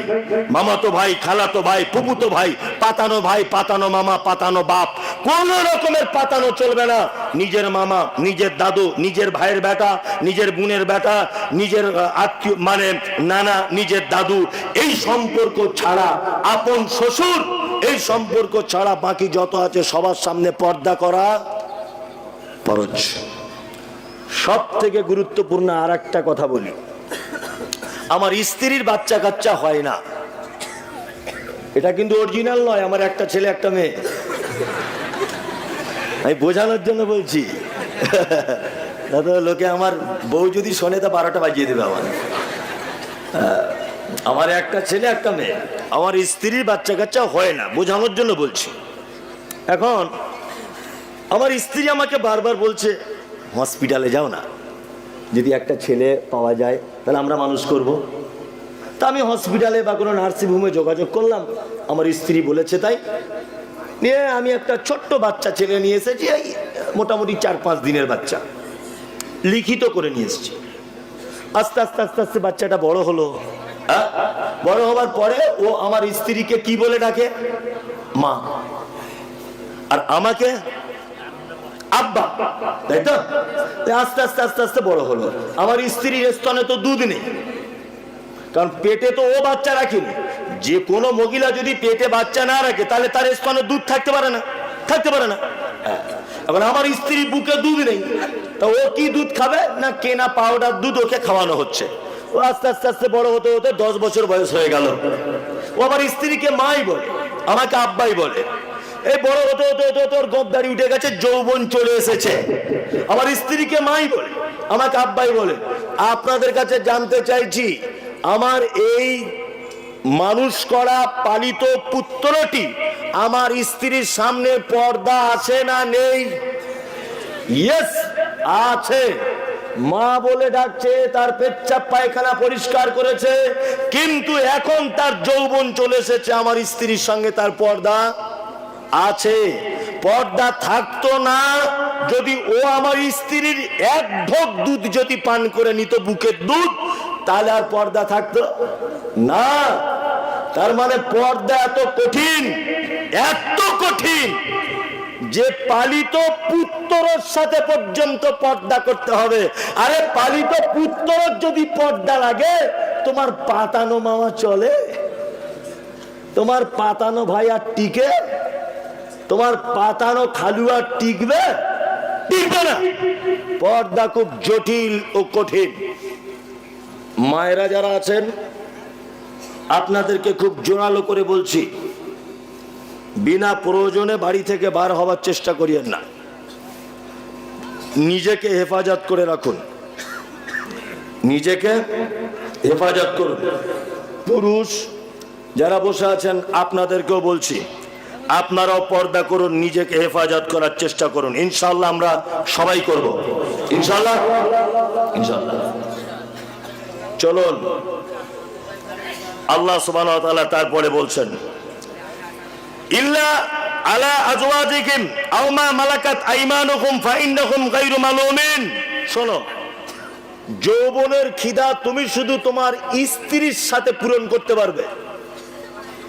স্ত্রী ছাড়া অন্য কারোর সাথে যদি তোমরা এই কাজে লিপ্ত হও, তাহলে তোমরা অবশ্যই পাপ কাজ করে ফেললে। ফামানিত্তাগা ওরা আযালিকা ফাউলাইকা হুমুল আদুন। স্ত্রী ছাড়া তোমরা যদি অন্য কাউকে সন্ধান করো, ফাউলাইকা হুমুল আদুন, নিশ্চয়ই তোমরা সীমালঙ্ঘনকারীদের ভিতরে। এখানে একটা কথা বলে রাখছি, বিশেষ করে আমাদের অনেক লোক আছে যারা বউ রেখে সৌদি আরবে কাজ করতে চলে গেছে, 3 বছর বাড়ি আসে না। এরকম লোক আছে না? কেউ তার বউকে রেখে দিল্লি খাটতে চলে গেছে রাজমিস্ত্রি, 2 বছর বাড়ি আসে না। ওর বউ কি করবে আর ও নিজেই কি করবে? নয় অন্য কোনো বিকল্প ব্যবস্থা নিয়ে ওর যৌবনের ক্ষুধা মেটাতে হবে, এটাই চূড়ান্ত। 2 বছরে একটা পুরুষ মানুষ বলুক বাপের বেটা যে 2 বছর আমি আমার বউকে ছেড়েছিলাম, আমি কোনো পাপ কাজে লিপ্ত হয়নি। একটা পুরুষ মানুষ আপনি বার করে দেখান, আমাকে ফোন করে বলবেন যে হুজুর আমি আছি, এ দলে একজন নেই, খুঁজে পাওয়া যাবে না। ওই জন্য অনেক বড় বড় মুহাদ্দিসদের একটা মতামত যে তোমার স্ত্রীকে 6 মাসের বেশি বাইরে রেখে যেও না। অনেক পুরুষ মানুষ দেখতে পাচ্ছি, আর অনেক বাপও আছে খুব বোকা। এ তো বাপ যে কি বাপ আমার মাথায় ঢোকে না, কি যে বাপ এটা আমার মাথায় ঢোকে না। ছেলে কি করে? বলছে ছেলে কুয়েতে কাজ করে, ক বছর পর পর বাড়ি আসে, বলছে 3 বছর। বেতন কত? বলছে 1,60,000 টাকা। মেয়ের বাপের মাথায় কাজ করে না। 1,60,000 টাকা বেতনের ছেলেকে বিয়ে দিয়ে দিল ওর বেটিকে। 2 মাস বিয়ে জীবন যাপন করে বাইরে চলে গেল 3 বছর। ওর বেটি কি করবে? 1,60,000 টাকা করে নিয়ে ধুয়ে ধুয়ে খাবে? হ্যাঁ, নয় তোমার বেটি অন্য কোন পুরুষের সঙ্গে পাপে লিপ্ত হবে, গোপন ভাবে ফোনেও হলে হবে। তোমার জামাইও ওদিকে পাপ কাজে লিপ্ত হবে, এতে কোনো সন্দেহ নেই। ওই জন্য আল্লাহ সুবহানাহু ওয়া তাআলা বলছেন, ফামানিত্তাগা ওয়ারা আযালিকা ফাউলাইকা হুমুল আদুন। স্ত্রীকে ছাড়া অন্য কোন পদ্ধতিতে যদি তোমরা নিজের যৌবনের তৃপ্তি মেটাতে চাও, ফাউলাইকা হুমুল আদুন, নিশ্চয়ই তারা সীমালঙ্ঘনকারীদের মধ্যে। কি বললাম বুঝলেন তো? চলুন, আল্লাহ তারপরে বলছেন, আল্লাযীনা হুম লিআমানাতিহিম ওয়া আহাদিহিম রাউন। যারা তাদের আমানতের খিয়ানত করে না। আমানত বুঝেন তো? মসজিদের টাকা রাখতে দেওয়া হয়েছে সভাপতিকে, সভাপতি ওই টাকাতে ট্রাক্টর কিনে মাঠে চাষবাস করছে, ধরা পড়ে গেছে। তখন সভাপতি বলছে আমিও তো আল্লাহর, মসজিদও আল্লাহ, টাকাও আল্লাহ, ট্রাক্টরও আল্লাহ, যে জমি চষছি ওটাও আল্লাহর, দোষ কোথায়? সাংঘাতিক বুদ্ধিমান। তার কাছে জনগণের টাকার আমানত রাখতে দেওয়া হয়েছে, সে কি করছে? খিয়ানত করে দিচ্ছে। এরকম লোক আছে না নেই? প্রচুর, ভরি ভরি এরকম লোক আপনি দেখতে পাবেন।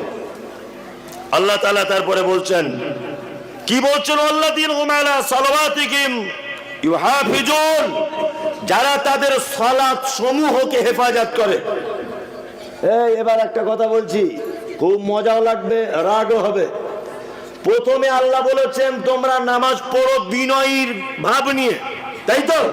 আর এইখানে আল্লাহ বলছেন সালাওয়াতিহিম ইউহাফিজুন, তোমরা তোমাদের সালাতকে হেফাজত করো, তোমরা তোমাদের সালাত সমূহকে হেফাজত করো।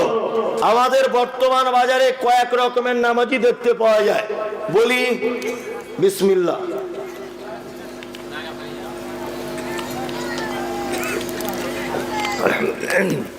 কয়েকটা নামাজি দেখতে পাওয়া যায়। এই দেখুন, কিছু নামাজি আছে তারা জোহরে যায়, আসরে যায়, মগরিবে দোকান খোলে, এশায় দোকান বন্ধ করে, ফজরে ঘুম ভাঙে না। এরকম নামাজি আছে না? আছে। আবার কিছু কিছু নামাজি আছে তারা দেখবেন শুধু জুম্মার দিনে যায়, এমন বড় পাঞ্জাবি পরে যাবে আর সাদা ধপ ধপ ধপ ধপ করবে, আর গিয়ে ইমাম সাহেবের সামনে বসবে, মনে হচ্ছে আব্দুল কাদের জিলানী ঢুকছে। হ্যাঁ? শুধু জুম্মায় জুম্মায় যায়। আবার কিছু নামাজি আছে শুধু ঈদে ঈদে যায়, আবার ঈদে শুধু যায় না, গিয়ে ঝামেলাও বাঁধায়। আপনাদের দিকে হয় না, হয়তো আমাদের দিকে হয় না। এদিকে হয় বললে মারবে, আমি বলবো না, ওটা আপনারাই বলবেন। কি বললাম বুঝলেন? তাহলে এটাও এক কোয়ালিটির নামাজি। আর এক কোয়ালিটির নামাজি হচ্ছে নামাজ পড়ে কিছুই বুঝে না। কি বললাম বুঝলেন? আচ্ছা, এই চার কোয়ালিটির নামাজি বললাম, বলুন তো এরা নামাজি না বেনামাজি কোনটা? 2-3 ওয়াক্ত পড়ে, 2-3 ওয়াক্ত পড়ে না, এরা নামাজি না বেনামাজি? যারা শুধু জুম্মায় পড়ে তারাও বেনামাজি, যারা 2 ঈদে পড়ে তারাও বেনামাজি। আবার ছেলে এবার মাধ্যমিক পরীক্ষা দিয়েছে, এটাও কিন্তু অরিজিনাল নয়, বোঝানোর জন্য। মাধ্যমিক পরীক্ষা দিয়েছে, 5টা বিষয়ে পরীক্ষা, বুঝবেন। আমার ছেলে 4টেতে 100 পেয়েছে, আর একটা সাবজেক্টে পেয়েছে 0-0-0। যেদিন রেজাল্ট বার হবে, বলুন তো আমার ছেলে পাস না ফেল? ফেল। আপনি তো ভালো বোঝেন। তাহলে জোহরে গেল, আসরে গেল, মগরিবে গেল, এশায় গেল, ফজরে ঘুম ভাঙিনি বলে যায়নি, ও নামাজি থাকতে পারলো না। কি বললাম বুঝলেন? ও নামাজি থাকতে পারলো না। এইবার আপনাকে বলছি, কিছু লোক আছে তারা নামাজ পড়ে কিছু বোঝে না, এরা আবার কেমন? চাচা তুমি দরুদে ইব্রাহিম জানো? হাসছে না, বাপ জানি না, বলে লজ্জা দিও না, জানি না। আচ্ছা, আর তাহিয়াতটা জানো? বলছি ওটা তো জিবই ঘোরে না, কি বলবো? আত্তাহিয়াতুলিল্লাহ, কি বলা সম্ভব? আচ্ছা আচ্ছা আচ্ছা আচ্ছা, এই রুকু থেকে উঠে কি বলে? বাপ ওটাও জানি না। আচ্ছা, সেজদায় গিয়ে বলছে ও তো জিজ্ঞেস করো না তো, আমি ওসব দুয়া টুয়া জানি না, তবে 30 বছর নামাজ পড়ছি। অরিজিনালিও জানে না। কিন্তু ওই লোকটা আবার দেখছি হাত বেঁধে রুকুতে গিয়ে, সেজদায় গিয়ে ঠোঁট নাড়ছে। আমি বলছি তুমি দুয়া জানো না, তা ঠোঁট নাড়ছো কেন? মানে ওখানেও চিটিংবাজি? এটা তো বাস্তব কথা। এটা বাস্তব না বাস্তব বলুন? বাস্তব। তুমি যখন স্বীকার করেছো আমি দোয়া জানি না, তাহলে তুমি কেন রুকুতে গিয়ে ঠোঁট নাড়লে? কি তুমি বলো? তুমি যখন বলেছো আমি দোয়া জানি না, তুমি সেজদায় গিয়ে কি বলো? তার মানে এতদিন দুনিয়ার মানুষকে ধোকা দিয়ে হলো না, তুমি আল্লাহকে ধোকা দিতে গেছো মসজিদে। শুনুন, দোয়া জানেন না, 1 দিন 2 দিন 3 দিন 40 দিন পর্যন্ত নামাজ হবে, তারপরে আর হবে না। এ জাতি কিয়ামত পর্যন্ত পরিত্রাণ পেতে পারে না। যে জাতি জলসার দিনে জিলাপির দোকান লাগিয়ে 10 কুইন্টাল জিলাপি বিক্রি করে, 5 কুইন্টাল বাদাম বিক্রি হয়, অথচ যে লোকটা নামাজের দুয়ার বইয়ের দোকান বসেছে, কোরআন মাজিদের দোকান বসেছে, বইয়ের দোকানদারের 2টো কোরআন বিক্রি হয়নি, 3টে নামাজ শিক্ষা বিক্রি হয়নি। যে জাতি কুইন্টাল কুইন্টাল বাদাম বিক্রি করে, যে জলসায় কুইন্টাল কুইন্টাল বাদাম বিক্রি হয়, অথচ নামাজ শিক্ষার বই বিক্রি হয় না বইয়ের দোকানদারের কাছে, এই জাতি কিয়ামত পর্যন্ত পরিত্রাণ পেতে পারে না। বাবা 14 পুরুষে তুমি কোনোদিন জিলাপি খাওনি?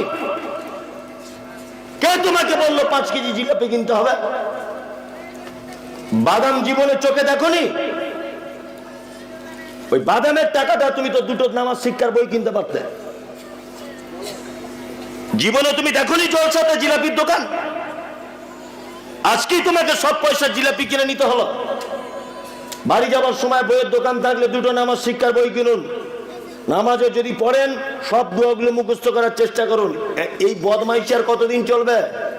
গোলাম হোসেন, কতদিন চলবে আর এই বদমাইশি, ঠোঁট নাড়ানাড়ি? খুব সাবধানে থাকবেন। সালাত আদায় করতেই হবে। সালাত ছাড়া কোন মানুষ জান্নাত যেতে পারে না। এই দেখুন আল্লাহ তাআলা বলছেন, মা সালাকাকুম ফি সাকার ক্বালু লাম নাকু মিনাল মুসাল্লিন। একজন জান্নাতি জাহান্নামীকে ডেকে বলবে, ভাই তুমি কেন আজকে জাহান্নামে এসেছো? পাশাপাশি একই স্টেজে বসেছিলাম, জলসা শুনছিলাম, একই মাঠে চাষবাস করতাম, পাশাপাশি দুজনের বাড়ি, আমি জান্নাতে, তুমি কেন জাহান্নামে? ও তখন বলবে, ক্বালু লাম নাকু মিনাল মুসাল্লিন, পৃথিবীতে সব ভালো কাজ ছিল, শুধুমাত্র নামাজ পড়িনি, এই কারণে আমার থাকার জায়গা জাহান্নাম। এই আর একটা চড়া কথা বলে দি, আমার জবান খুব কাটা, মানে ছোটতে আমার মা মনে হয় আমার জিভে মধু দেয়নি, ওই জন্য মিষ্টি কথা আমার হয় না। কি বললাম বুঝলেন? একটা কথা বলছি শুনে না, পাড়া গ্রামের লোক মারা গেলে মসজিদের মাইকে বলে না, এলাকায় বলে, বলে কি বলে? আসসালামু আলাইকুম, ইন্না লিল্লাহি ওয়া ইন্না ইলাইহি রাজিউন। অনুগ্রহ করে শুনবেন, আমাদের গ্রামের আব্দুল্লাহ চাচা মারা গেছে, দুপুর 2টোর সময় মাটি হবে খালেদদের বাগানে, খালেদদের আম বাগানে। বলে দিল মাইকে, মারা গেল কে? না, গ্রামের একটা ধনী লোক। ওই লোকটা জীবনও নামাজ কালাম পড়তো না। আমার আফসোস হয়, আফসোস, একটা মানুষের নামাজ ফরজ হয় কত বছরে? সাবালক হলে, ওম আবনাউ বিসাবঈ সিনিনা, তাই তো? 10 থেকে 12 বছরে তার নামাজ ফরজ, তাই তো?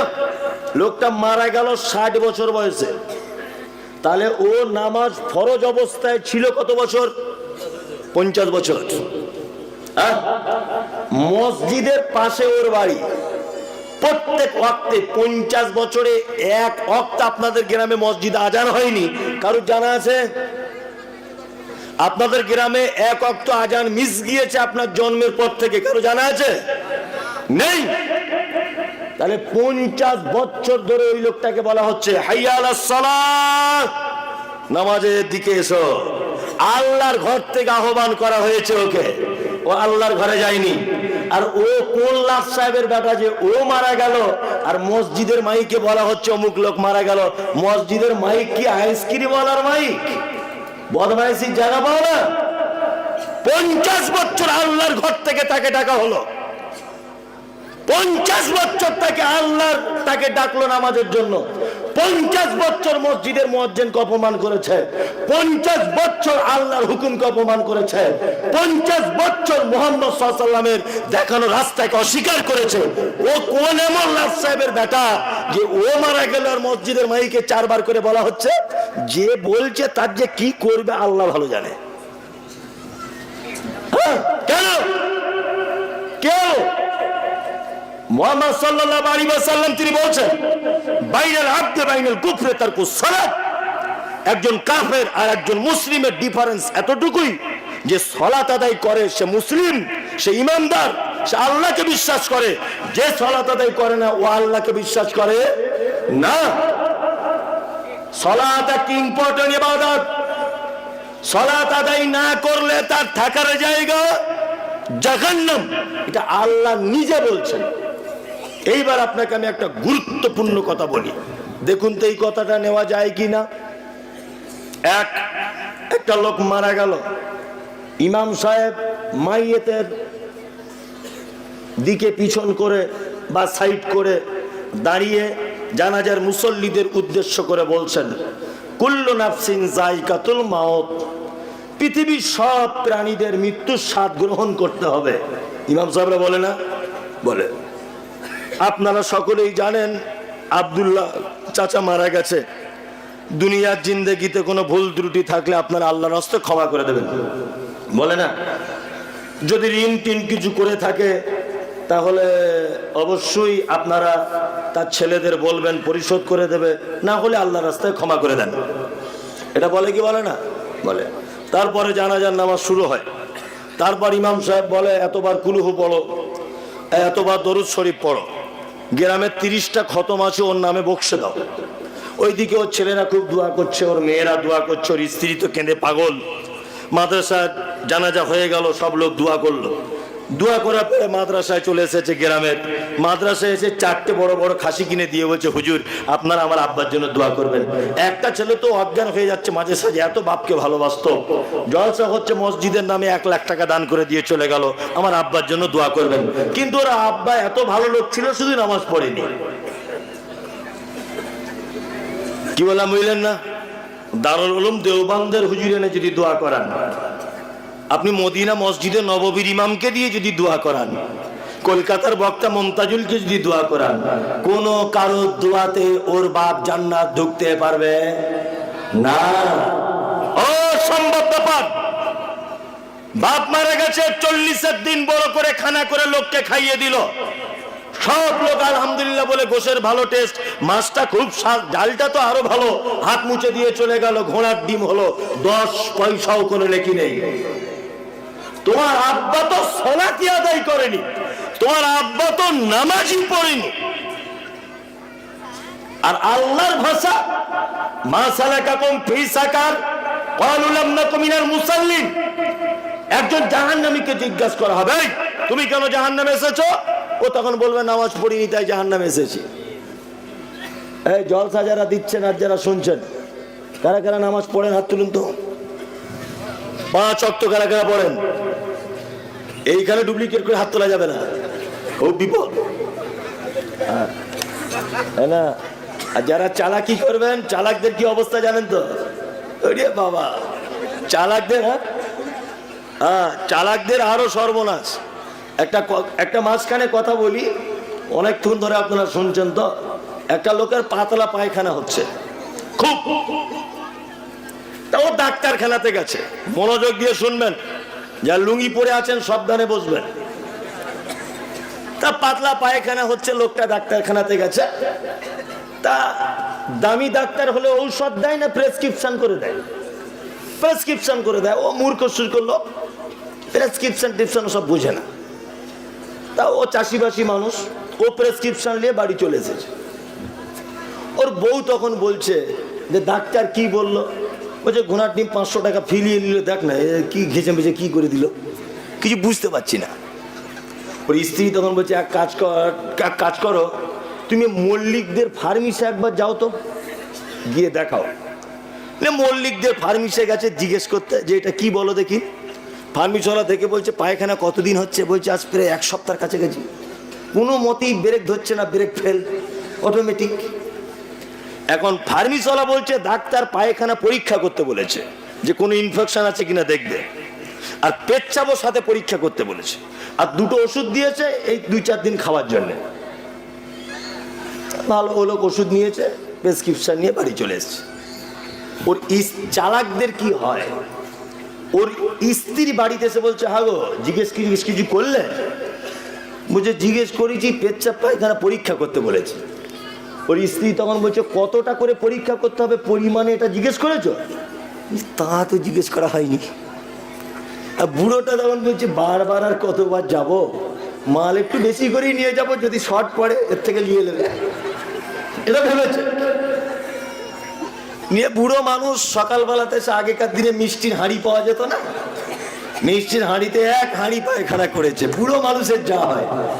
আর পেচ্ছাপ করেছে 1 বোতল করে, ওই মিষ্টির হাঁড়ির মতো উপরে প্লাস্টিক দিয়ে বেঁধেছে, আর বগলে এরকম পানির বোতলটা নিয়ে প্রেসক্রিপশন নিয়ে ডাক্তারের কাছে যাচ্ছে। এখন ডাক্তার বড় হলে কম্পাউন্ডার থাকে না? রাম আর শ্যাম দুজনা কম্পাউন্ডার বড় ডাক্তারের। রাম শ্যাম দূর থেকে ভাবছে একটা বুড়ো মিষ্টির হাঁড়ি আর বগলে পানির বোতল, মনে হয় ডাক্তারের ওষুধে ভালো কাজ হয়েছে, ওই জন্য মিষ্টি আনছে। আর ওরা ভেবেছে দুজন, বুঝলেন না? দুজনের মধ্যে রাম একটু চালাক বেশি, রাম একটু চালাক। ও ভাবছে 2 পিস বেশি খাবো, প্রথমেই বুড়োর হাত থেকে মিষ্টির হাঁড়িটা আমি নিলাম না, মিষ্টি হাঁড়িটা বেশ ওয়েলকাম জানিয়ে নিয়ে নিল। আর ও তো মূর্খ লোক, বুঝে না, আর এই বোতলটাও নিয়ে নিল। নিয়ে ওরা এক সাইডে দুজনা লুকিয়ে রেখেছে, যে ডাক্তার যখন বাড়ি চলে যাবে দুজনা দুপুরবেলা খাবো। আর রুগী দেখিয়ে চলে গেল, ডাক্তার দুপুরে খেতে গেছে। এরা দুজন জানলা দরজা লাগিয়ে খেতে বসেছে। যে আজকে মাল পেয়েছি, আজকে রাম 2 পিস বেশি খাবে বলে আগে আগে বসেছে, খুলে হাত দিয়ে বলছে শালা রসগোল্লা না তো দই তো রে, বুড়ো মানুষের পাতলা পায়খানা, এ তো রসগোল্লা না দই তো এটা, বলে হাত মেরে চেটে দিয়েছে বুঝলে। ও তখন জিজ্ঞেস করছে কেমন লাগছে, বলছে শালা নোনতা নোনতা ভাবতো, বলছে হ্যাঁ এটা নবদ্বীপের মাল হয়েছিল নোনতা নোনতা, তুইও খেয়ে দেখ কেমন লাগে। ও চেটেছে, বলছে তোর কেমন লাগছে, বলছে আমারও যেমন তোরও তেমন। কি বললাম বুঝলেন না? এখন পানিটা দিয়ে তো মুখ ধুতে হবে, দুজনেই তো বিপদে পড়েছে। পানিটা ভাবছে কোনো পবিত্র পানি টানি হবে, বুড়া মানুষের পেচ্ছাবের অবস্থা যা হয়। তা অতি চালাকি করিয়েন না। কিছু মানুষ আছে চালাকি করে বলে মৌলভী সাহেব নামাজ না পড়তে পারি, ইমান চাঙ্গা আছে, বুঝে না? বলছে নামাজ না পড়তে পারি, ইমান চাঙ্গা আছে, বলছে না? আল্লাহ, আমরা সকলেই 5 ওয়াক্ত নামাজ পড়বো ইনশাল্লাহ, ইনশাল্লাহ। আচ্ছা হাত নামান। আজকে অন্তত 20 জন নতুন নামাজি আমরা তৈরি হব, হাত তুলুন, যে আজকের থেকে ধরবো। আপনি আজ থেকে ধরবেন? আপনি নামাজ পড়তেন? পড়তেন তা হাত তুলছেন কেন? আজব ব্যাপার। আমার মাদ্রাসায় 1 মিনিট, আমার মাদ্রাসায় বসে আছি, একদিন একটা লোক এসেছে, অজুখানাতে বসে আছে, একটা লোক এসে বলছে হুজুর আপনি কোনো ছোটখাটো পাপ টাপ করেন? আমাকে বলছে যে হ্যাঁ ছোটখাটো পাপ হয়ে যায় মানুষ হিসাবে। বলছে আলহামদুলিল্লাহ আমি জীবনে কোনোদিন বড় পাপ কাজ করি না। বলছে কি কাজ? বলছে আমি জীবনে কোনো মেয়ে ছেলের মুখ দেখিনি। আপনি দেখেন হুজুর? আমাকে বলছে যে হ্যাঁ রাস্তাঘাটে চললে মেয়েদের দিকে চোখ চলে যায়, যেটা সত্যি সেটাই বলেছি। বলছে আলহামদুলিল্লাহ আমি জীবনে কোনোদিন দেখিনি। আমি মনে মনে ভাবছি জীবনে মেয়ে ছেলে দেখিনি, তাহলে ফেরেশতা মানুষ কি করে হবে? পাশাপাশি অজু করছি, ও দেখলাম চশমাটা খুলেছে, লোকটা 2টো চোখ নাই। আমি বলছি ভাই তোমার তো মেয়ে ছেলে দেখার মেশিন নাই, তুমি দেখবে কি করে? তোমার তো মেশিনটাই খারাপ, তা তুমি মেয়ে ছেলে দেখবে কি করে? আচ্ছা ও যদি বলে জীবনে মেয়ে ছেলে দেখিনি, এটা কোনো আশ্চর্য বিষয়? যার চোখ আছে সে যদি বলে জীবনে দেখিনি, এটা আশ্চর্য বিষয়, তাই না? যে নামাজ পড়বে ও যদি হাত তোলে, এটা আশ্চর্যের বিষয় নয়। যে নামাজ পড়ে না আজকে থেকে শুরু করবে ইনশাআল্লাহ। 10 জন লোক হাত তুলুন।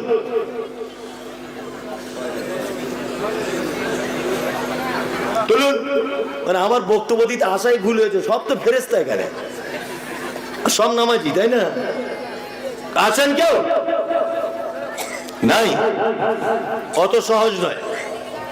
অনেক টাকা খরচা করে বক্তা আনা যায়, অনেক কিছু করা যায়, কিন্তু বাস্তবে আমল করা কে খুব কঠিন।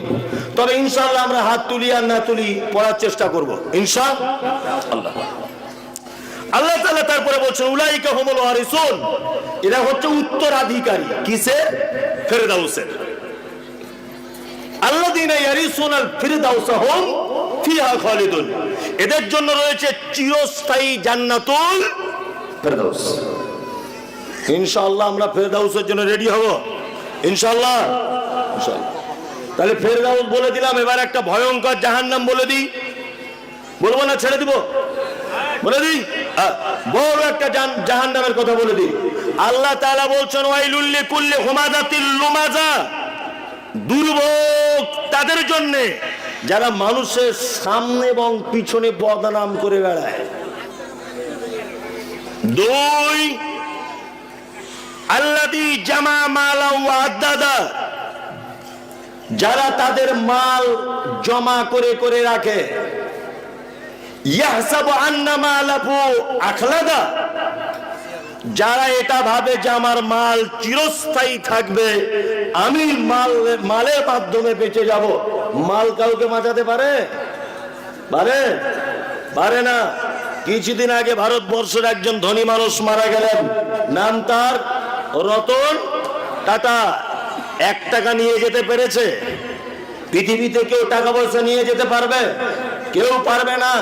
ওই জন্য আল্লাহ তাআলা বলছেন ইয়াহসাবু আন্না মালাহু আখলাদা, যারা ভাবে মাল জমা করে করে রেখে মাল আমার চিরদিন থাকবে, আমি চিরদিন বেঁচে থাকবো, মাল আমার উপকার করবে। মাল উপকার করবে? আল্লাহ এদের ব্যাপারে বলছেন কাল্লা, কখনোই নয়। লায়ুম বাদান্না ফিল হুতামা, অচিরেই তাদেরকে হুতামা নামক জাহান্নামে নিক্ষেপ করা হবে। ওমাদরা কামাল হুতামা, নবী আপনি কি জানেন হুতামা কাকে বলেন? নারুল্লাহিল মুকাদা। হুতামা এমন এক প্রকারের জাহান্নাম, নারুল্লাহিল মুকাদা, এর ভিতরে শুধু আগুন আর আগুন, প্রজ্বলিত আগুন। আল্লাতী তাত্তালিউ আলাল আফইদা, এর আগুনের এত তাপ যে মানুষের অন্তঃকরণ পর্যন্ত পুড়িয়ে ছাই করে দিবে। ইন্না গালিগি মৌসাদা, মানুষকে তার ভিতরে মৌসাদা বেঁধে রাখা হবে। ফি আমাদিম মুমাদ্দাদা, বাঁধা হবে কিসে? না আগুনের থাম্বাতে, আগুনের জিনজিলে করে তাদেরকে বেঁধে রাখা হবে। হোতামা নামক জাহান্নামে যাবে কারা? যারা মানুষের সামনে আর পিছনে গীবত পরনিন্দা করে। 2, যারা টাকা জমা করে করে রাখে।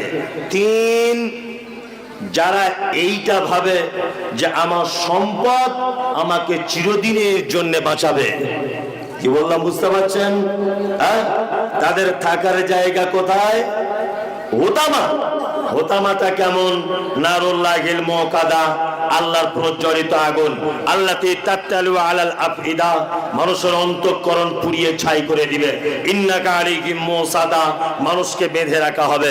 ফি আমাদিম মুমাদ্দাদা, আগুনের থাম্বাতে তাদেরকে কি করা হবে? বেঁধে রাখা হবে। কোন অপরাধীকে যদি আল্লাহ তাআলা বলে, এই কিয়ামতের দিনে তুমি এখানে দাঁড়াও, বলুন তো সেই লোকটা এক পা আগাতে পারবে? কোন মানুষকে যদি বলে তুমি ছুটতে থাকো, সেই মানুষটা দাঁড়াতে পারবে? পারবে না। তা আল্লাহ জাহান্নামে দিবে এ কথা ঠিক, আবার বলছে জাহান্নামে বেঁধে রাখবে। কেন? পালাবে বলে নাকি? এতে যে কি লজিক আছে! আল্লাহু আকবার।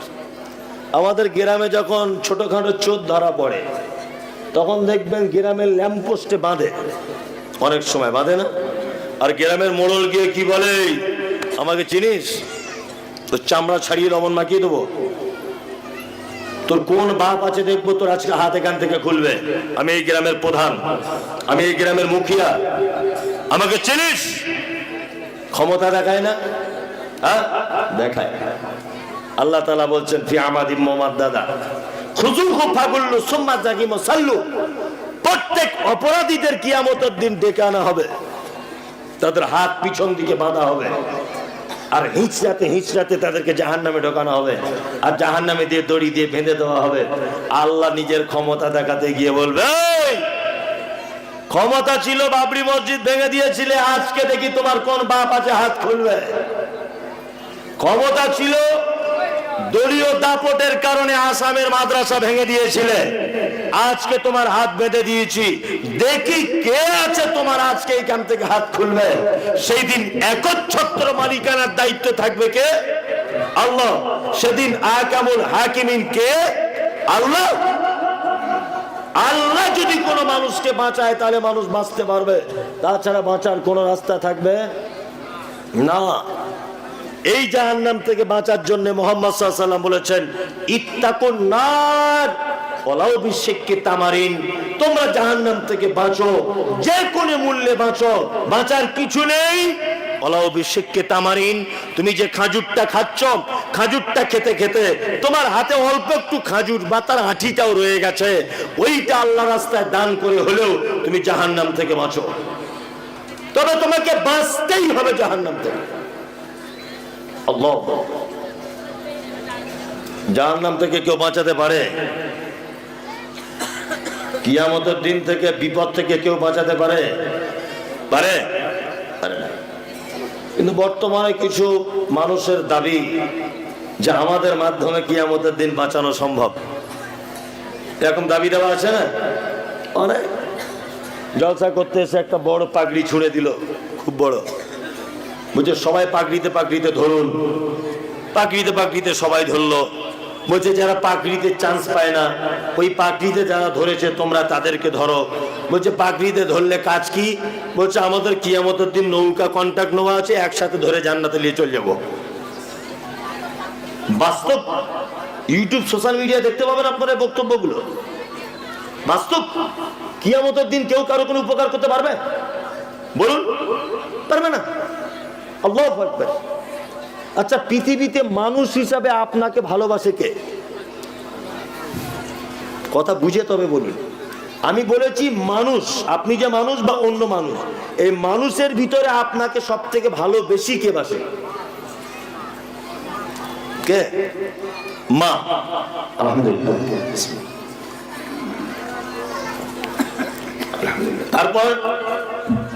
তারপর কে?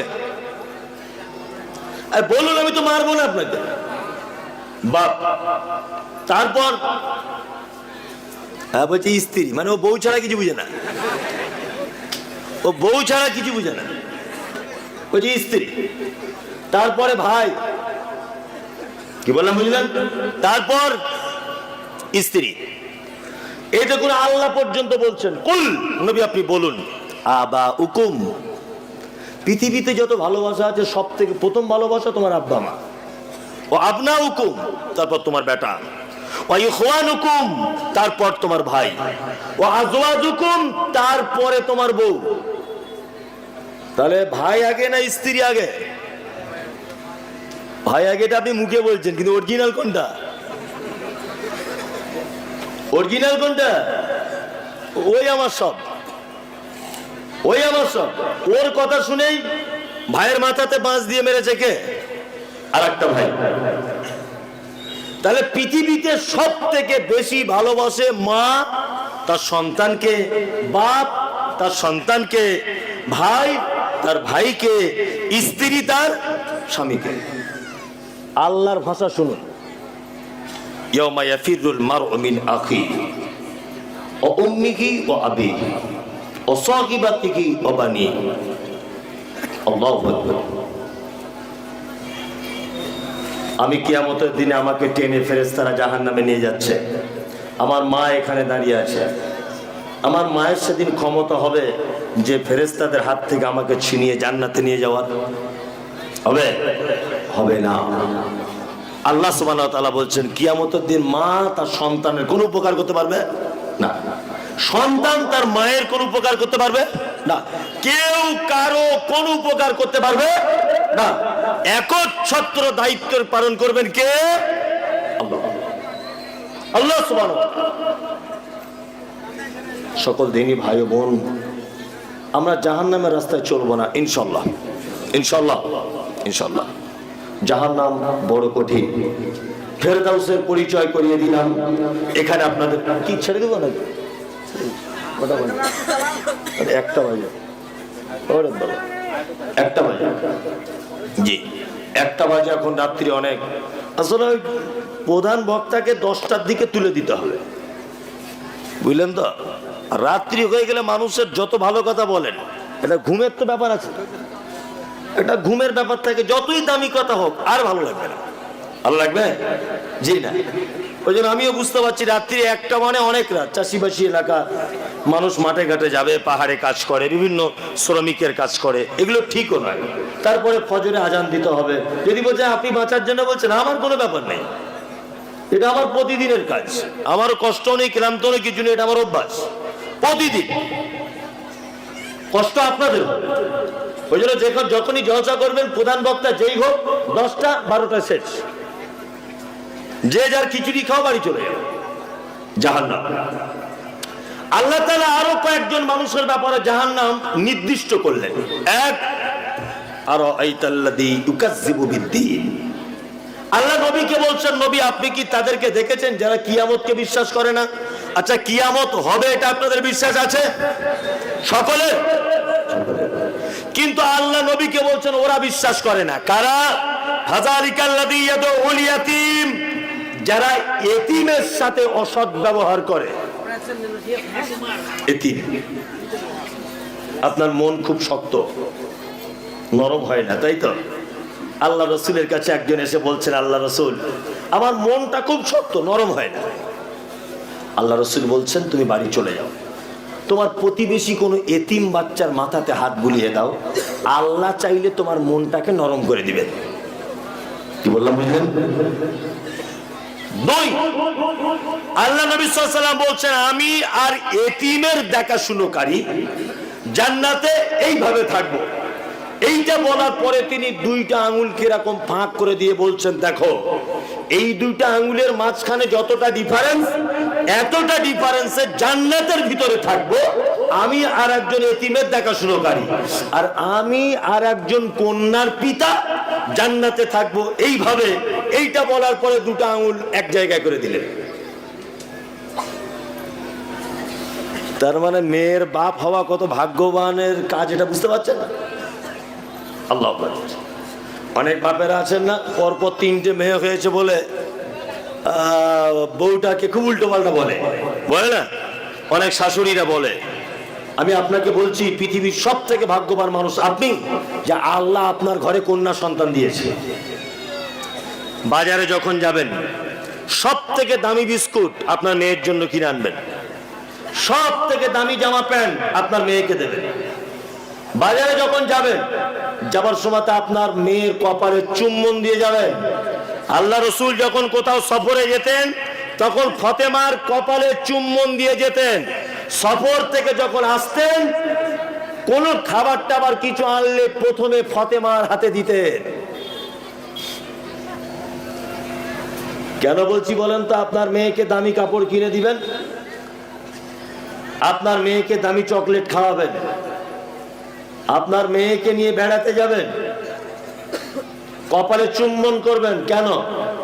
আল্লাহ রসুল বলেছেন যে লোক তার মেয়েকে সুন্দর করে লালন পালন করলো, করে ভালো পাত্র দেখে বিবাহ দিয়ে দিল, আমি মুহাম্মদ সাল্লাল্লাহু আলাইহি সাল্লাম আর ওই মেয়েটার বাপ জান্নাতে এইভাবে থাকবো। এইটা বলার পরে তুমি আঙুলের ফাঁকগুলো এরকম বন্ধ করে দিলেন। মানে একদম গায়ে গা ঠেকিয়ে থাকবেন আল্লাহর নবী আর আপনি। তাহলে মেয়ে হওয়া লস না লাভ? খুব লাভ। মেয়ে হয়েছে মানে তো আপনার কপাল 5 হাত, যে আপনি ওর বিনিময়ে নবীর সাথে জান্নাতে থাকবেন। এই চারটিখানি ব্যাপার, চারটিখানি ব্যাপার নয়। ফাযালিকাল্লাযী ইয়াদউল ইয়াতীম, আল্লাহ তাআলা বলছেন জাহান্নাম তাদের জন্য যারা এতিমদের সঙ্গে অসৎ ব্যবহার করে। ওয়ালা ইয়াউযালা তুআমিল মিসকিন, যারা মিসকিনদের খাদ্য দানে উৎসাহিত করে না। বাড়িতে ফকির মিসকিন আছে? আছে? আছে? লা ইলাহা ইল্লাল্লাহ, আব্বা দুটো ভিক্ষা দাও, আব্বা দুটো ভিক্ষা দাও। দরজার ভিতর থেকে লোকটা বার হয়ে বলছে তোমার বাড়ি কোথায়? বলছে আমার বাড়ি এলামিতে, বাঁকুড়ের। তাই তুমি ভিক্ষা করছো, তোমার হাতে বড় ফোন কেন? ওখান থেকে ওকে বার করে দিয়েছে। আর একজন এসেছে, লা ইলাহা ইল্লাল্লাহ, খালা দুটো ভিক্ষা দাও। তো ওর স্ত্রী এসেছে, ওর স্ত্রী এসে বলছে কি ব্যাপার? তো বলছে আমার পা দুটো অচল, কিছু চাইতে এসেছি। বলছি তুমি চাইতে এসেছো সব ঠিক আছে, তুমি তো দামি শাড়ি পরে এসছো কেন? ভিক্ষা দেবো না তোমার। ওকেও তাড়িয়ে দিল। কেন? কেন তাড়ালেন কেন? দামি শাড়ি পরে আছে তাই? রুজির মালিককে কথা বলুন, আল্লাহ। যারা আল্লাহকে মানে না, দেব দেবীর পূজা করে, আল্লাহ তাদের রুজি দেয় কি দেয় না? দেয়। ফিলিস্তিনের মুসলিমদেরকে মারা হচ্ছে, আপনারা খবর রেখেছেন? আল্লাহ মারছে কারা? ইসরায়েল। তাহলে ইসরায়েলের রুজি দিচ্ছে কে? দিচ্ছে না? দিচ্ছে। তাহলে আল্লাহ এত বড় দয়ালু, পৃথিবীর সব থেকে বড় অপরাধীদের নিজের রুজি থেকে বঞ্চিত করে না। ওর হাতে বড় মোবাইল বলে তুমি ধাক্কা দিয়ে ঘর থেকে বার করে দিলে কেন? ওর শাড়ি পরে আছে বলে তুমি ধাক্কা দিয়ে বার করে দিলে কেন? কেন? ক টাকা দিতে তুমি? 2 টাকার একটা কয়েন দিতে, 5 টাকার একটা কয়েন দিতে, খুব জোর হলে 10 টাকার একটা নোট দিতে। মুহাম্মদ সাল্লাল্লাহু আলাইহি ওয়াসাল্লাম তিনি বলেছেন আফজালুল কাউল সাদাকাতুন।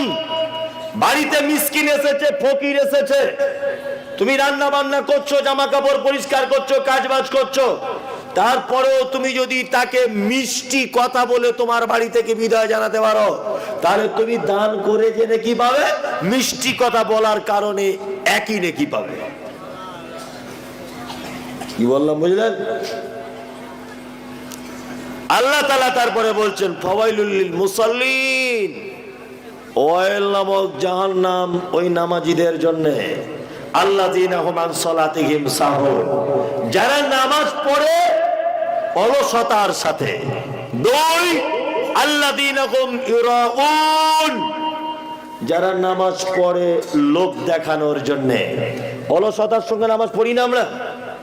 নামাজ পড়ছে চুল খাইছে, এইভাবে করছে। নামাজ পড়ছে, টুপি দিতে ভুলে গিয়েছিল, টুপিটা পকেট থেকে বার করে, আচ্ছা বাবা পকেট যখন বার করলি তো চটাম করে লাগিয়ে দে, ও না লাগিয়ে এইরকম করে দিচ্ছে। আবার নামাজে কোনো কাজ চলবে না।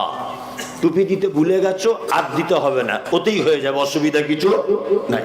টুপি না দিলে যে নামাজ হবে না, নামাজ ভঙ্গকারীদের ভিতরে এ তো নয়। এটা একটা ইসলামিক সাজ, সুন্দর লাগে, অবশ্যই টুপি সব সময় ব্যবহার করবেন, কিন্তু কেউ একান্ত ভাবে যদি ভুলেই যায়, গেল গেল, অসুবিধার কিছু নেই, আপনি তো ইচ্ছাকৃত বলেন। নামাজের মধ্যে কোনো কাজ চলবে না। এই যে ওমরপুর বলে একটা জায়গা আছে, ওমরপুর জানেন? এইখানে একটা গ্রাম আছে, নাম বলবো না, ওখানে একটা এমএলএ সাহেবের বাড়ি আছে। আবার ওই গ্রামটা রাস্তার ধারেই মসজিদ আছে। তো ওই মসজিদে আমি একদিন আসরের নামাজ পড়াচ্ছি, আল্লাহর কসমে কথাটা সত্য, আমি মিথ্যা কথা নয়। নামাজ পড়াচ্ছি আসরে, তো একটা লোকের ফোন এসছে, ক্রিক ক্রিক করছে, তা ও ফোনটা কেটে দিয়েছে একবার, আবার এসছে ফোন, তখন আবার কেটে দিয়েছে, আবার তিনবার। সে তো জানে না যে নামাজ পড়ছে, বাজারের মসজিদ। ও তখন ফোনটা ধরে বলছে আবি হাম নামাজ মে হ্যায়, বাদ মে কল কিজিয়ে, বলে ফোনটা দেখি রেখে দিয়েছে। ওই অবস্থায় চালিয়ে যাচ্ছে নামাজ। এই তো আমাদের নামাজ। আল্লাহু আকবার। অথচ সাহাবায়ে কেরামগণ নামাজে দাঁড়াতেন, মাথায় যদি তাদের কোনো পাখি বসে যেত তবুও বোঝা যেত না, পাখি বুঝতে পারতো না যেটা মরা মানুষ, জীবিত মানুষ, কাক না কুঞ্চি না কোনো গাছ। এত ভদ্রতার সহিত। আর আমরা নামাজ পড়ি কেমন? কেউ লুঙ্গি ঠিক করছে, কেউ পায়জামা ঠিক করছে, কেউ টুপি ঠিক করছে, কেউ চুল কাইছে, কেউ উকুন আনছে, কেউ নাক খোঁচড়াচ্ছে, কেউ কান চুলকাচ্ছে, এই তো কাজ, তাই না? আল্লাহ বলছেন সালাত যারা আদায় করে না অস্বস্তি সহকারে, আল্লাযীনা হুম ইউরাউন, যারা নামাজ পড়ে লোক দেখানোর জন্য, এদের থাকার জায়গা জাহান্নাম। কে বলছেন? আল্লাহ। ওয়ায়ামনাউনাল মাউন, আল্লাহ বলছে তাদের জন্য ওয়াইল নামক জাহান্নাম, যারা অল্প কিছু মানুষকে উপকার করা থেকে নিজেকে সরিয়ে রাখে, সামান্য প্রতিবেশীকে উপকার করে না। এরকম লোক আছে না? সাইকেলে হাওয়া দেয়, ওটার নাম কি? কি? পাম্পার। পাম্পার মানে আপনাদের এলাকাটা তো আলাদা, ওই জন্য আমি জানি, কিন্তু ভয়ে বলতে পারছি না, যদি উল্টো হয়ে যায়। মানে এইসব তো জীবনে অনেক ঘটনা ঘটে, ওই জন্য শিক্ষা হয়, সেই শিক্ষা থেকে বলতে পারি না, বুঝলেন তো? একবার অনেক দিন আগে, তখন পাসপোর্ট অত বেশি ছিল না, অনেক দিন আগে 2000 সম্ভবত 7 সালে আমি একবার জলসা করতে যাচ্ছিলাম বাংলাদেশে। তা বাংলাদেশে যাব, নদী পার হয়েছি, তখন বর্ডার টর্ডারে পার হয়নি, নদী পার হচ্ছি, লোকাল একটা নদী, ছোট ফোন ছিল। তা ওই পারে যে আমার ডেট করেছে, ওকে জিজ্ঞাসা করছি ভাই এবার নদী পার হয়ে কিসে যাব? বলছে হুজুর আপনি ওখানে দাঁড়ান, আমি হেলিকপ্টার পাঠাচ্ছি। আমি ভাবছি তাই সাংঘাতিক ব্যাপার, জীবনে কোনোদিন হেলিকপ্টার চাপিনি, আজকে তাহলে মজা মেরে নেবো মনে মনে ভাবছি। না, আমি সাথে সাথে অন্য পাঞ্জাবিটা চেঞ্জ করে নিলাম, যে পাঞ্জাবি পরেছিলাম ওটা তাড়াতাড়ি খুলে পাগড়ি টাগড়ি বেঁধে নিলাম, হেলিকপ্টারে উঠবো। আমার বউকে ফোন লাগালাম, হ্যালো শোনো, জীবনে অনেক কিছুই তুমি করেছো, হেলিকপ্টার কোনোদিন চাপতে পারোনি, আজকে দেখো আমি হেলিকপ্টারে করে যাব। খুব বলছে, আর ও খুব হাসছে, যে বিশাল ব্যাপার নিয়ে। আবার ছেলেটাকে ফোন করছো না, হাফেজ জামিল, আর জামিল ভাই কি ব্যাপার, হেলিকপ্টারকে আসছে তো আওয়াজটা পাচ্ছি না, হেলিকপ্টার এলে তো আওয়াজ হবে, বা ফাঁকা কোনো জায়গা লাগবে। বলছে আপনি দাঁড়ান না রে ভাই, যাচ্ছি। আমি দাঁড়িয়ে আছি, হেলিকপ্টার আসবে, দেখি একটা লোক এসেছে সাইকেল নিয়ে, পিছনে দুটো বাঁশ বাঁধা এরকম করে, মিথ্যা কথা বলছি না, সাইকেল নিয়ে এসেছে, পিছনে এইরকম করে দুটো বাঁশ আর একটা বাঁশ এইরকম করে। আমার কাছে হুজুর উঠুন। বলছি আমি কেন ভাই, হেলিকপ্টারের কথা বললো। বলছি এইটাই তো আমাদের ভাষায় হেলিকপ্টার, আপনি এতদিন এই বুঝলেন? বলছি ওরে সর্বনাশ, না খারাপ পাঞ্জাবিটা ঠিকই ছিল, ভালোটা তো নষ্ট হয়ে যাবে।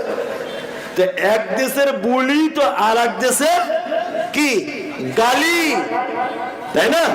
ওই জন্য বলতে ভয় করছে। সাইকেল হাওয়া দেয়, ওটার নাম পাম্পার। পাম্পার।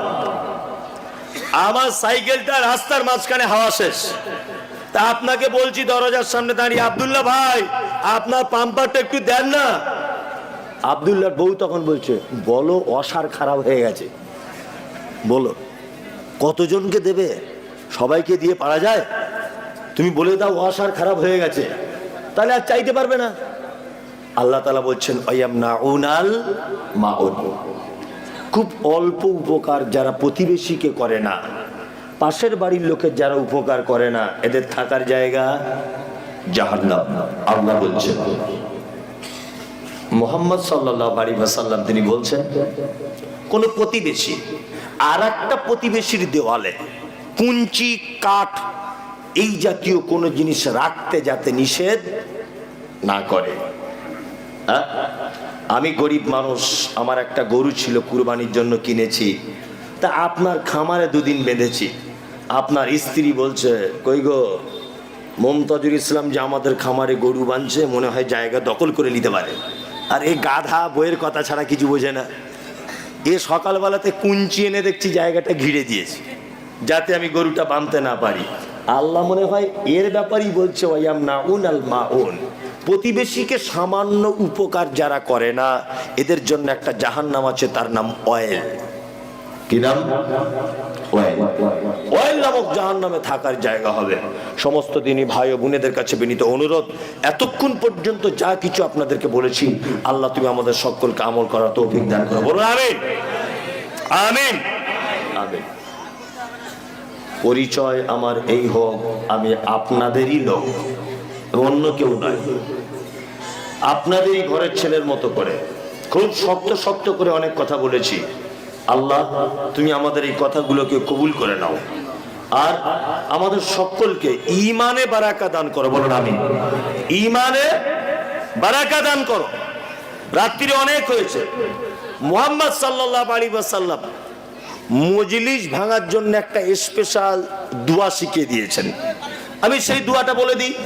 বলুন সুবহানাকা আল্লাহুম্মা, বলুন সুবহানাকা আল্লাহুম্মা ওয়া বিহামদিকা আশহাদু আল্লা ইলাহা ইল্লা আনতা আস্তাগফিরুকা ওয়া আতুবু ইলাইক। আবার বলুন সুবহানাকা